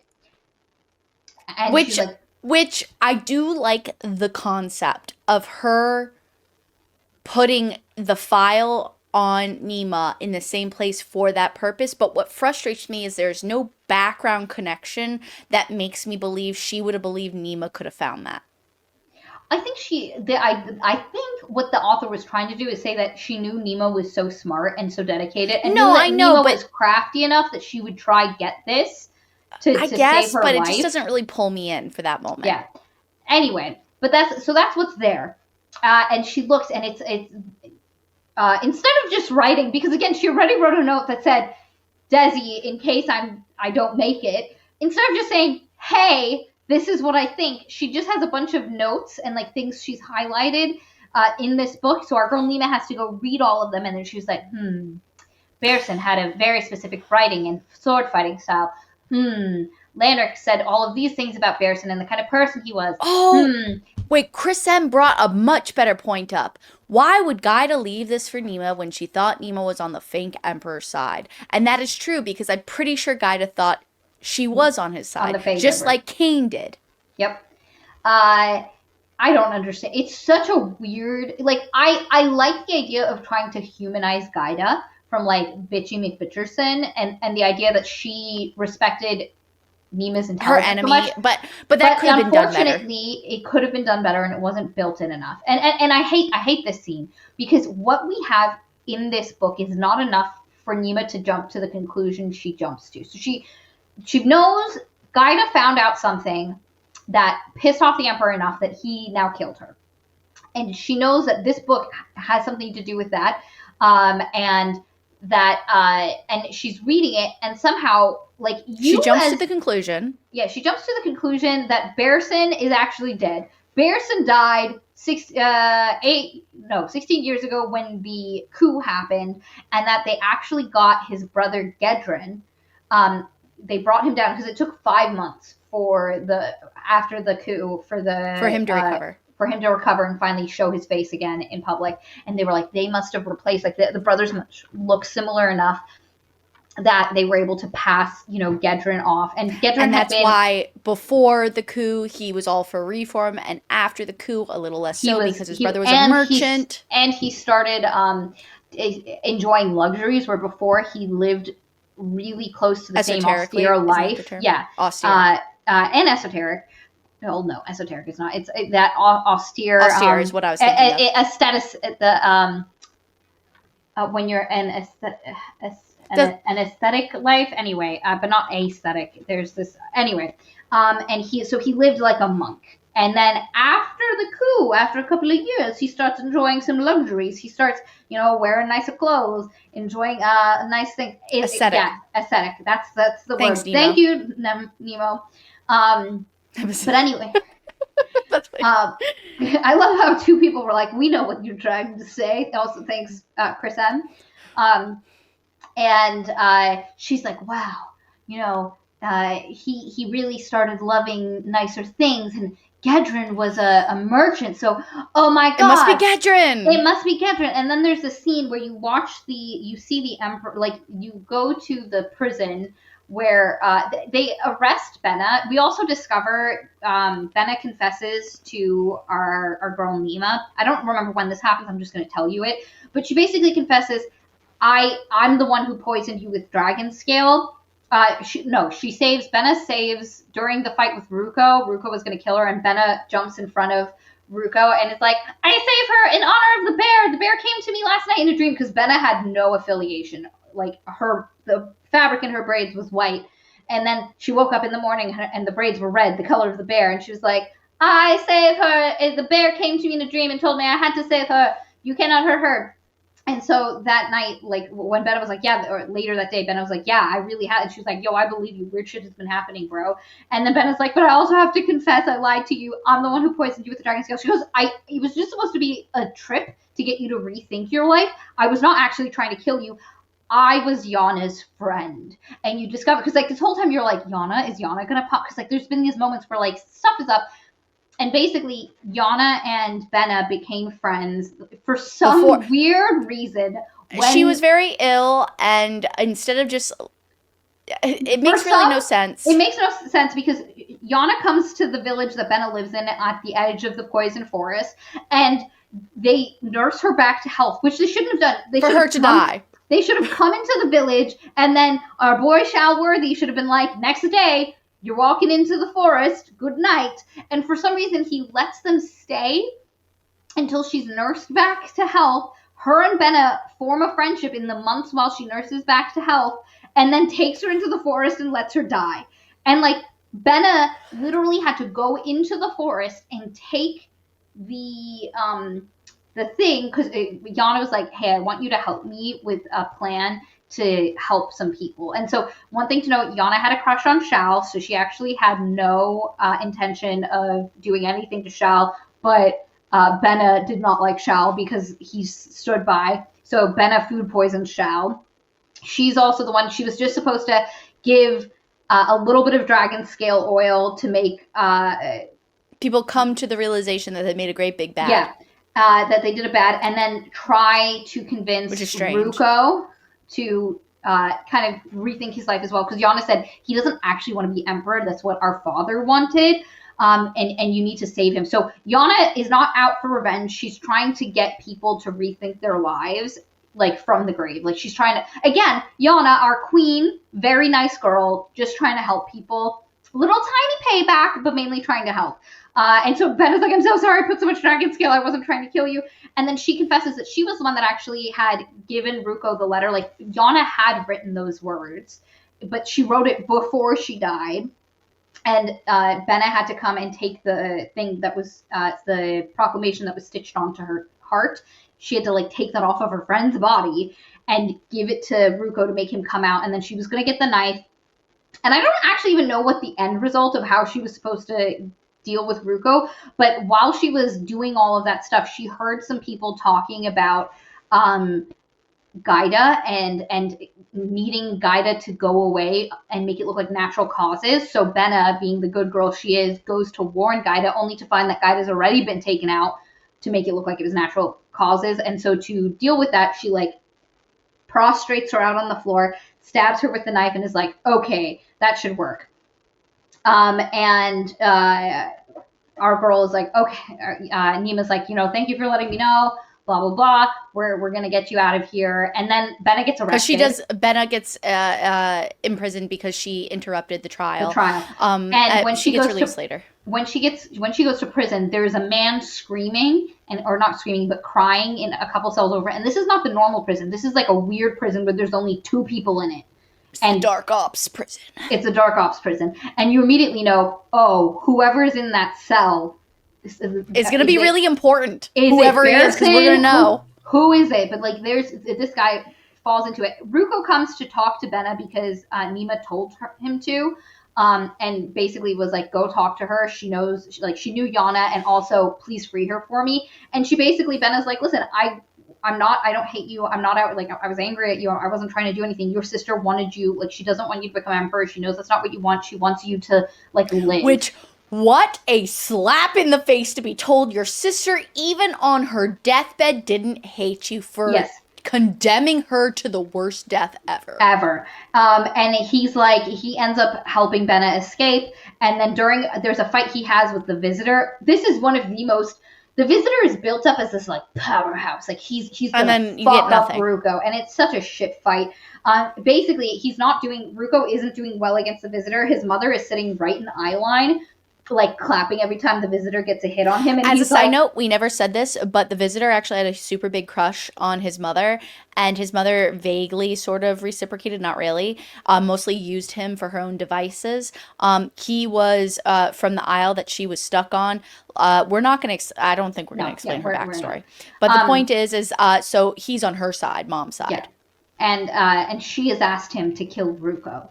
Like, that's why he's here. It's not the dragons. She has asked this guy to kill Ruko. And so she sees him. And so Ruko knows his mother wants him dead. And you think it's, like, kind of surface level. But anyway, then there's this point where Benna is in, like, a terrible disguise. And she's like, Team Ruko! And he's like, aw, it's so nice to have someone cheering What did she say? She said, Team Ruko? Maybe kind of like another team. I'm sorry, that just hit me so bad. And also, again, team, like that's like a meme, and so to have a meme it's so in this modern. book, yes. Instead of just saying contender Ruko, you like anything that would have fit into this world. She says Team Ruko, but anyway, Ruko's heartened by this enough that it turns the fight around and he kills the visitor. And Chris M mentions this fight was practically off screen. It made me so mad. Why'd she hype it up so much? The visitor is hyped up as such a like untapped force of power. Like he's so good at what he does. This is what he does. He lets people win because his only goal is to kill Ruko. And it's such like it literally happens off screen. This is the one fight I wanted to see. What are we doing? Anyway, it happens off screen. And then the book is kind of like diving towards the end, and I'm just kind of gonna get through it quickly because we're already 2 hours and 44 minutes into this. Basically, the big twist, and a lot of people online, apparently, I was reading in our Discord, have thought this was a really great twist, and I don't love it. It makes so much of this book make less sense. I think it's a great twist. I think it doesn't fit with the setup. Yes. I think this would have been a fun twist, because when it happened, my jaw dropped, and I was like, oh my fucking god, I cannot believe that's what it is.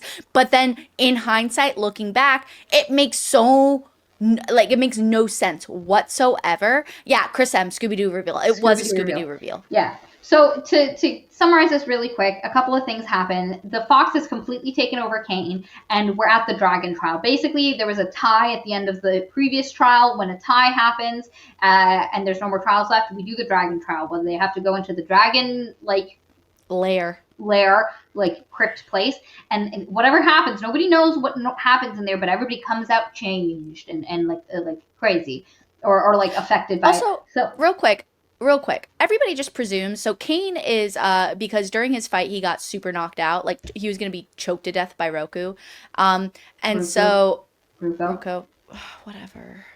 I just can't do it right. Anyway, and so he, when he was choked out, because prior to that he had been staying awake like for 48 hours on end, so that way he didn't give the fox any leeway, and so or something to that effect. And so when he got choked out, he recessed into his own mind to a certain degree, and so the fox took form. And everybody is just like, wow, what's Kane taking? Wow, Yeah. Kane's really drunk. And it's like, guys, come on, man. Like, uh, I mean, the important people know, but the point is everybody else is like, oh, he's on some drugs. And it's like, why would you think that if you've seen him this whole time throughout the rest of the trials and he's acted completely different? That was the dumbest way to address the public's reaction to his change in personality. Yes, it's a very weird choice. But the fox in Kane's body goes to do the trial. He like waltzes in, and then whatever happens, because you have to go through this wall, and he immediately comes out and he's like, nope, not doing that. Fuck that. Goodbye. See ya. I did think that was really funny. Because he comes into it and he's like, I'm gonna be emperor, bitches. Emperor Fox. And then he goes. He walks in, like, walks out. Nope, not for me. All done. I'm out. And so then Nima goes in, and basically it shows you visions of the future. And she sees a vision of herself later that night doing something. She sees visions of herself going into bear country, like in the snow, going to where the bear monastery is. And then she sees another vision where she's been exiled. She's dying in the Dolren forest, and the exile note on her chest has been written in her own hand. Weird fucking choice. Also, yeah, St. Jen says, Kane's eyes are also glowing, and he's wearing an eye patch. It's so fucking weird. But anyway, and she comes out, and then Ruko goes in, and he comes out smiling, and then the head of the dragon people are like, hey, did you see yourself? They put a spell on them that makes it so they cannot talk about what they saw in their vision. Like, whatever they saw in the dragon trial, they can never talk about it at all. But she just asks, did you see yourself on the throne? Yes or no? Did you see yourself on the throne? Our girl Nima says no. Ruko says yes.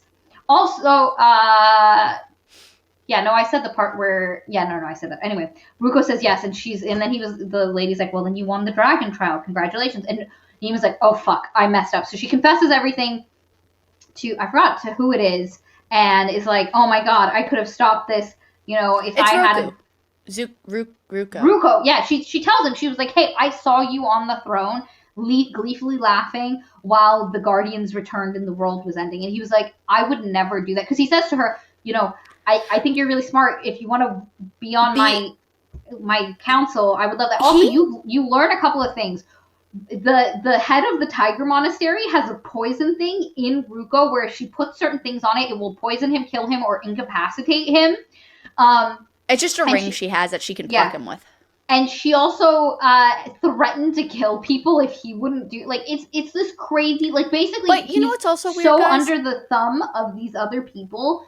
Like, yes, and that's fine and all, but what's really dumb is the way, and so when Nima tells him all of this, she's like, wait, why don't we just say that I was on the throne? Nobody will know the difference, and that way we can avert all of this. And he laughs, like, very sardonically, belittlingly towards her, which would make sense because all this time he is dedicated to this one goal. So it would make sense for him to maybe show this kind of side, but the way it's portrayed in this moment feels more like a flip of a switch, and all of a sudden he's maniacal, mustache rolling. He's like, "What could you ever think that?" Yeah, we've never seen him act like this, so it's just a really weird switch, and he's been quite empathetic. But anyway, he's like, nope. And then when he's like, I want you to be my high scholar, and she's like, no, sorry, buddy. And he's like, I could make you. And she's like, and then I saw the tyrant. And nothing, again, the problem is everybody's like, Ruko's a tyrant, but nothing you see of Ruko. The entire time I'm like, oh, Ruko's been puppeted and shaped into something terrible, but beneath all of it, he's actually still a good dude.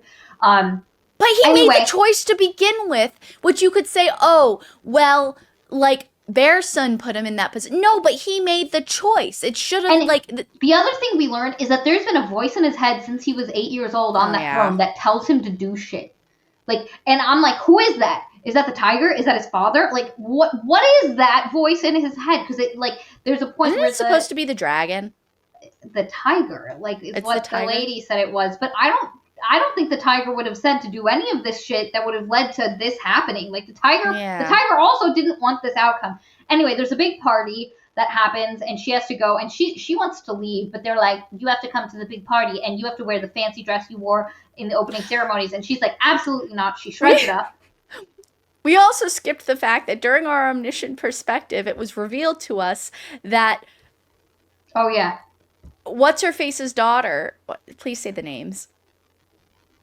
What? Whose daughter? The one Nystala. Nystala is actually one of the chosen. Oh, no. Meaning she had a mark. It's all the way up her arm. That's why she's so sickly / different / whatever. And it's because her mother has kept her a secret, so the dragons never take her. Yeah, because everyone who is a chosen has, like, a mark, like this little, like, almost scar of the 8 that was burned into their skin. And it's a very painful process. But because you're supposed to go to Helia to become a dragon, and then, like, your power is released. But basically, it's almost like her power is trying to get out of her, and so it's caused this huge issue, and she's just in pain and sick all the time.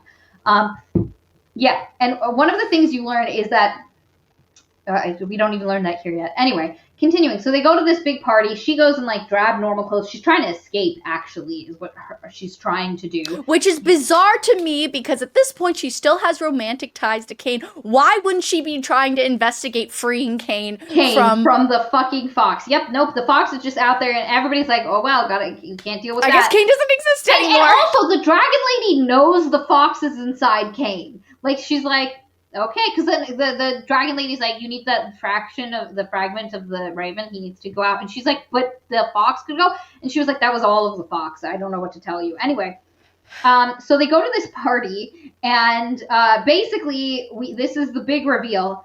It's not Gedrin, the brother, and we learned this a little earlier because there's a scene where we see Barristan go into the secret Dark Ops chambers. The Dark Ops prison. And he goes in, and he takes the mask off, and the guy in there is Gedrin.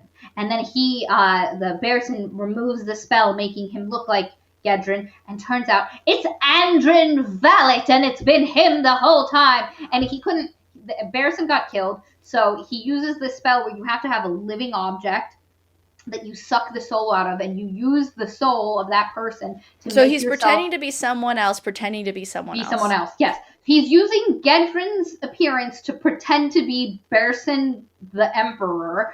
And he has been just doing this the whole time due to a vision he had from way back when.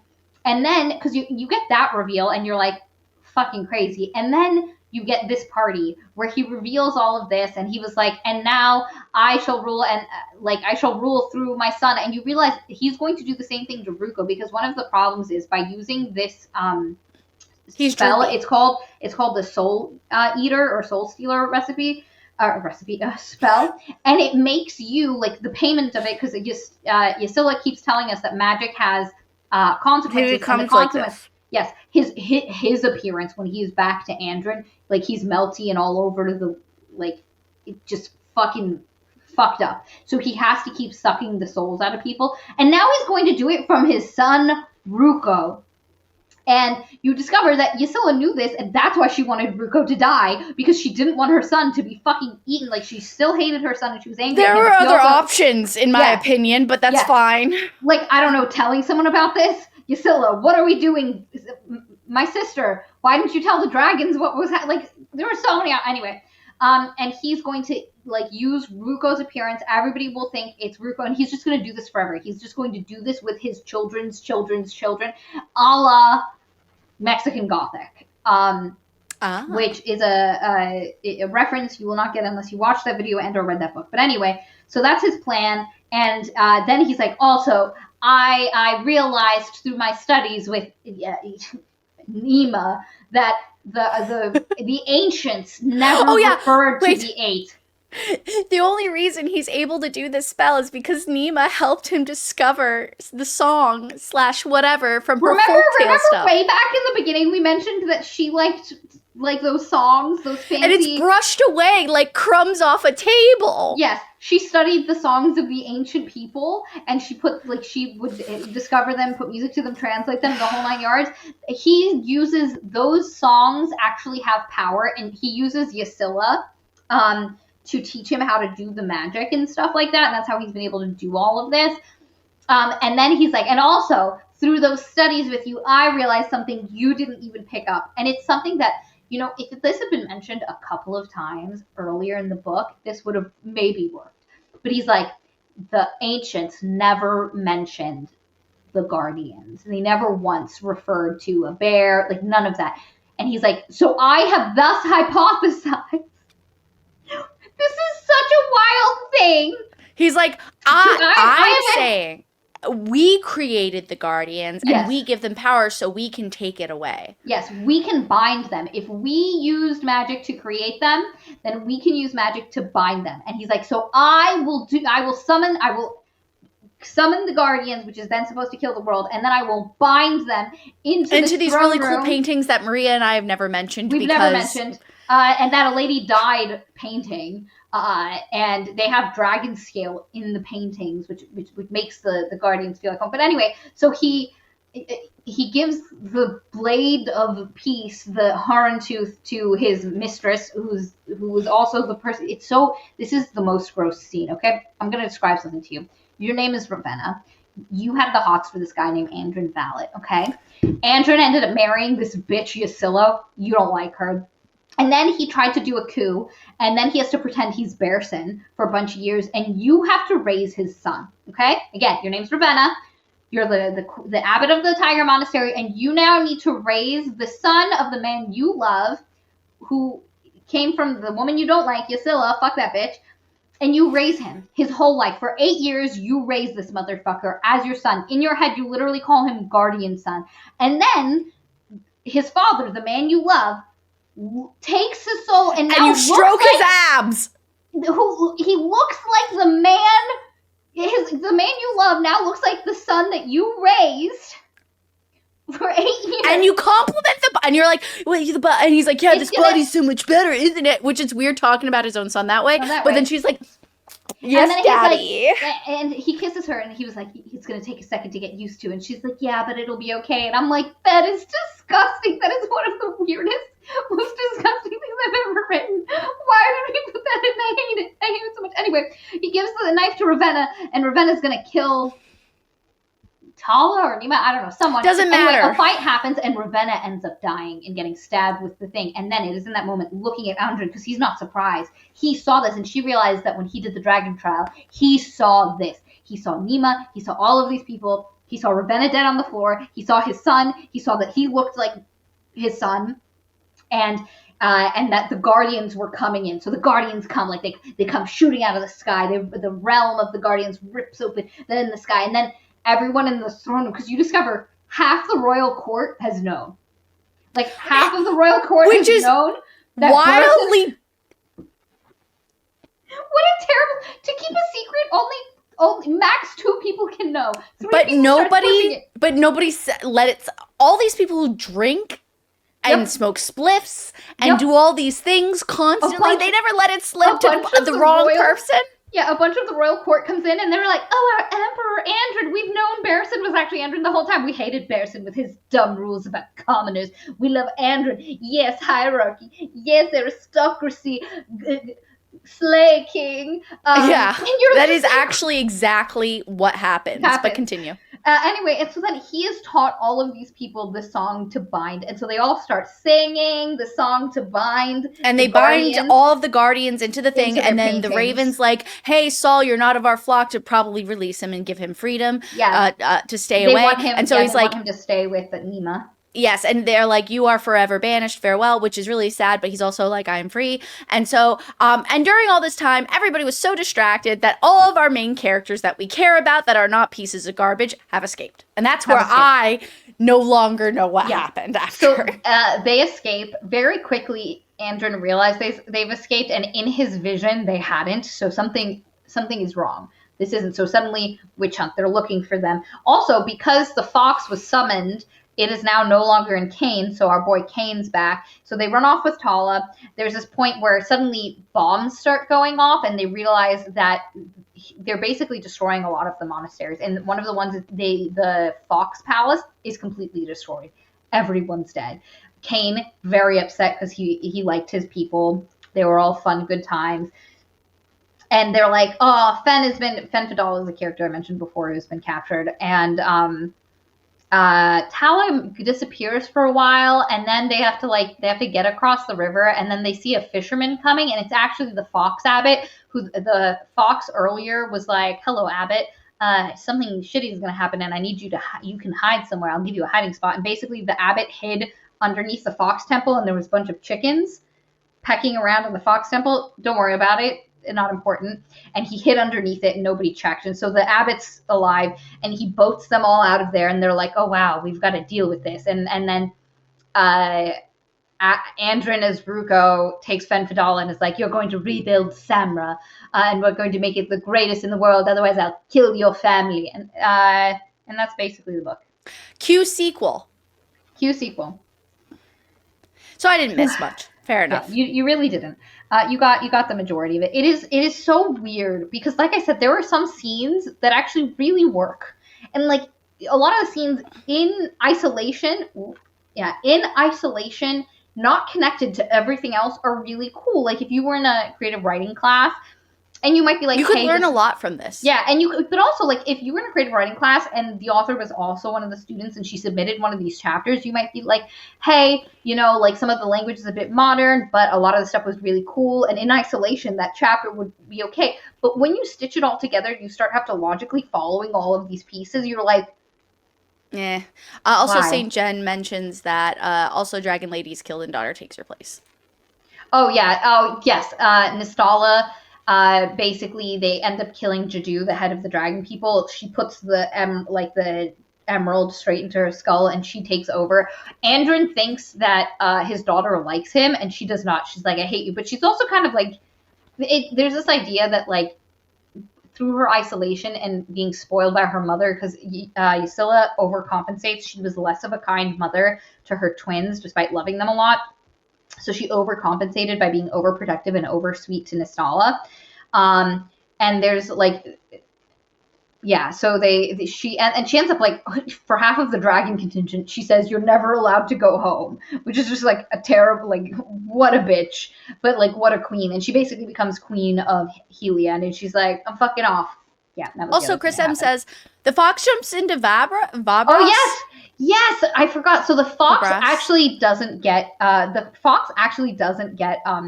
trapped into the painting. He just let a piece of himself, like one fragment of himself, get trapped in the painting. And they're like, "How did you do that?" And the dragon couldn't even escape. And he's like, That's literally my thing. I'm the master of escapes. It's not my fault. Dragon never learned how to escape shit. And he literally jumped into Vabras. That's like the worst person to jump into. No, it's so funny because when Vabras is really tired, and so kind of like falls asleep during a battle, and so the fox jumps out and just kills like 24 of the royal guard, like teeth and hands. And so Vabras wakes up. Coded. Yeah, Vabras wakes up with like someone's blood in his mouth, and like all these dead people all around him, their guts pulled out. Fascinating. Yeah. All right. It's 3 hours and 4 minutes that Will now needs to do something with. Yeah. Like I said, there was parts of this that worked and that were good, but God, the last third is really like a ride of you need so much suspension of disbelief. It's really a testament. I think in order to have retold this tale in a more organized fashion that we did, and really thanks to Maria, it's because I definitely derailed us for a hot second by going on to the trials. But I was thinking, we'll summarize the trials and just focus on the investigation. But that didn't really work. That doesn't really end up working out. They're so tied. Yeah, and I think Maria, good job with what you did do, but I think to have done it any more succinctly, we would have literally had to use write out like a mini research report summary, or be Chris M, I guess. Not us. But yeah, no. So overall, again, like Maria said, you'll like it. If any of the concepts appeal to you, you'll like this book. Just go read it. It's fine. Buy the physical copy, not the audiobook. The audiobook's overpriced unless you have some points like Maria, or unless you have premium on Spotify, which apparently then you can get it for free. Yeah. One of the things I want to point out that I just realized is think of how little we spoke about Nima in the last half of the summary. That's what I mean, though. Like, again, Nima is no longer Nima's the audience, and so she doesn't really become a character, or she doesn't remain a character. She fades into the background, and that's the weakest point for this. It's because the thing is Nima is a driving force in this to reveal things. Well, she really isn't. The crow excuse me, not the crow. The Raven ends up becoming it because of the I think she would have been better off restructuring the narrative, I don't know. There's a couple different things she can do, but I think like her strongest voice is the Raven's voice. So restructuring it so that way that was more of a power play rather than just a particular glint in the darkness that is the chaos of this book, like would have, done better, I suppose. Yeah. I do want to highlight and clarify something. Daniel Vomland says, are they though, regarding the trials? I feel like you could have cut the trials except for the dragon and from the book, and it changes nearly nothing. So what I meant by that is not that they're actually tied into the plot, but that how I remembered what happened were those beginning and end points. Like the trials were kind of like the points by which how I thought of the stuff. Because a lot of the other stuff that happened around them, I remembered because of the trial it was attached to. So no, I completely agree. I think the trials, again, I argue she never should have been a contender to begin with. I really did think we were going to get another Sherlock Holmes-esque book so shortly after the previous-esque one. It turns out the investigation actually wasn't important, and the trials also weren't important. Also, what the fuck is the point of the trials? Just go straight to the dragon trial. Like screw the rest of the trials. Just go straight to the dragon trial. Put the 7 of them in, and at the end of it say, did you see yourself on the throne? And those Done. who remain, if there's multiple people on the throne, then you choose from those ones. Oh my god, look at that little creature. Look at his thin little face. Yeah, and his little jacked body. He has such a horse body, though. He really does. What's that little floppy ear? Is he missing his mom? Oh, yeah. He's such a baby. All right. Guys, thanks for joining us on this journey. As per usual. And thank you for your patience. This was a lot for me. I'm working on like maybe 4 hours of sleep because I binged this book so hard. And I'm ready for a nap. St. Jen says, there is a weird sense of honoring tradition in this book that was off-putting in my opinion. Oh, wait, how do you mean? Like, as in, like, it wasn't written well? Or, no, I think the idea of honoring tradition so much, like, because I think a lot of people, myself included, is tradition should be questioned, and then whether you follow the tradition or not should come from a place of questioning the blind following the tradition. Yeah. I can see. Well, I mean, yeah, that is what happens, and that seems to be. Is it not her criticism on it? I mean, yeah, that is one of the things that, and it's crazy because Ystala was like, we're not going to do this, and then they traditioned themselves back into basically doing the thing Ystala was like, let's not do. Yeah. Yeah. All right, guys, I don't have any more commentary. Please, thanks for watching. That didn't make sense. Please subscribe if you haven't yet. That's really important. Please leave a comment. It's great. Please discuss things in our comments section. We love it. If you don't agree with us, super cool. Doesn't matter. Still have a conversation about it. Conversations breed intelligence, and I would like more of that in the world, especially considering how much we lack it at the moment. Indeed. All right. Are we done? Yep. Thank you, and good night. Goodbye. I'm ending stream. Okay. Yeah, end it.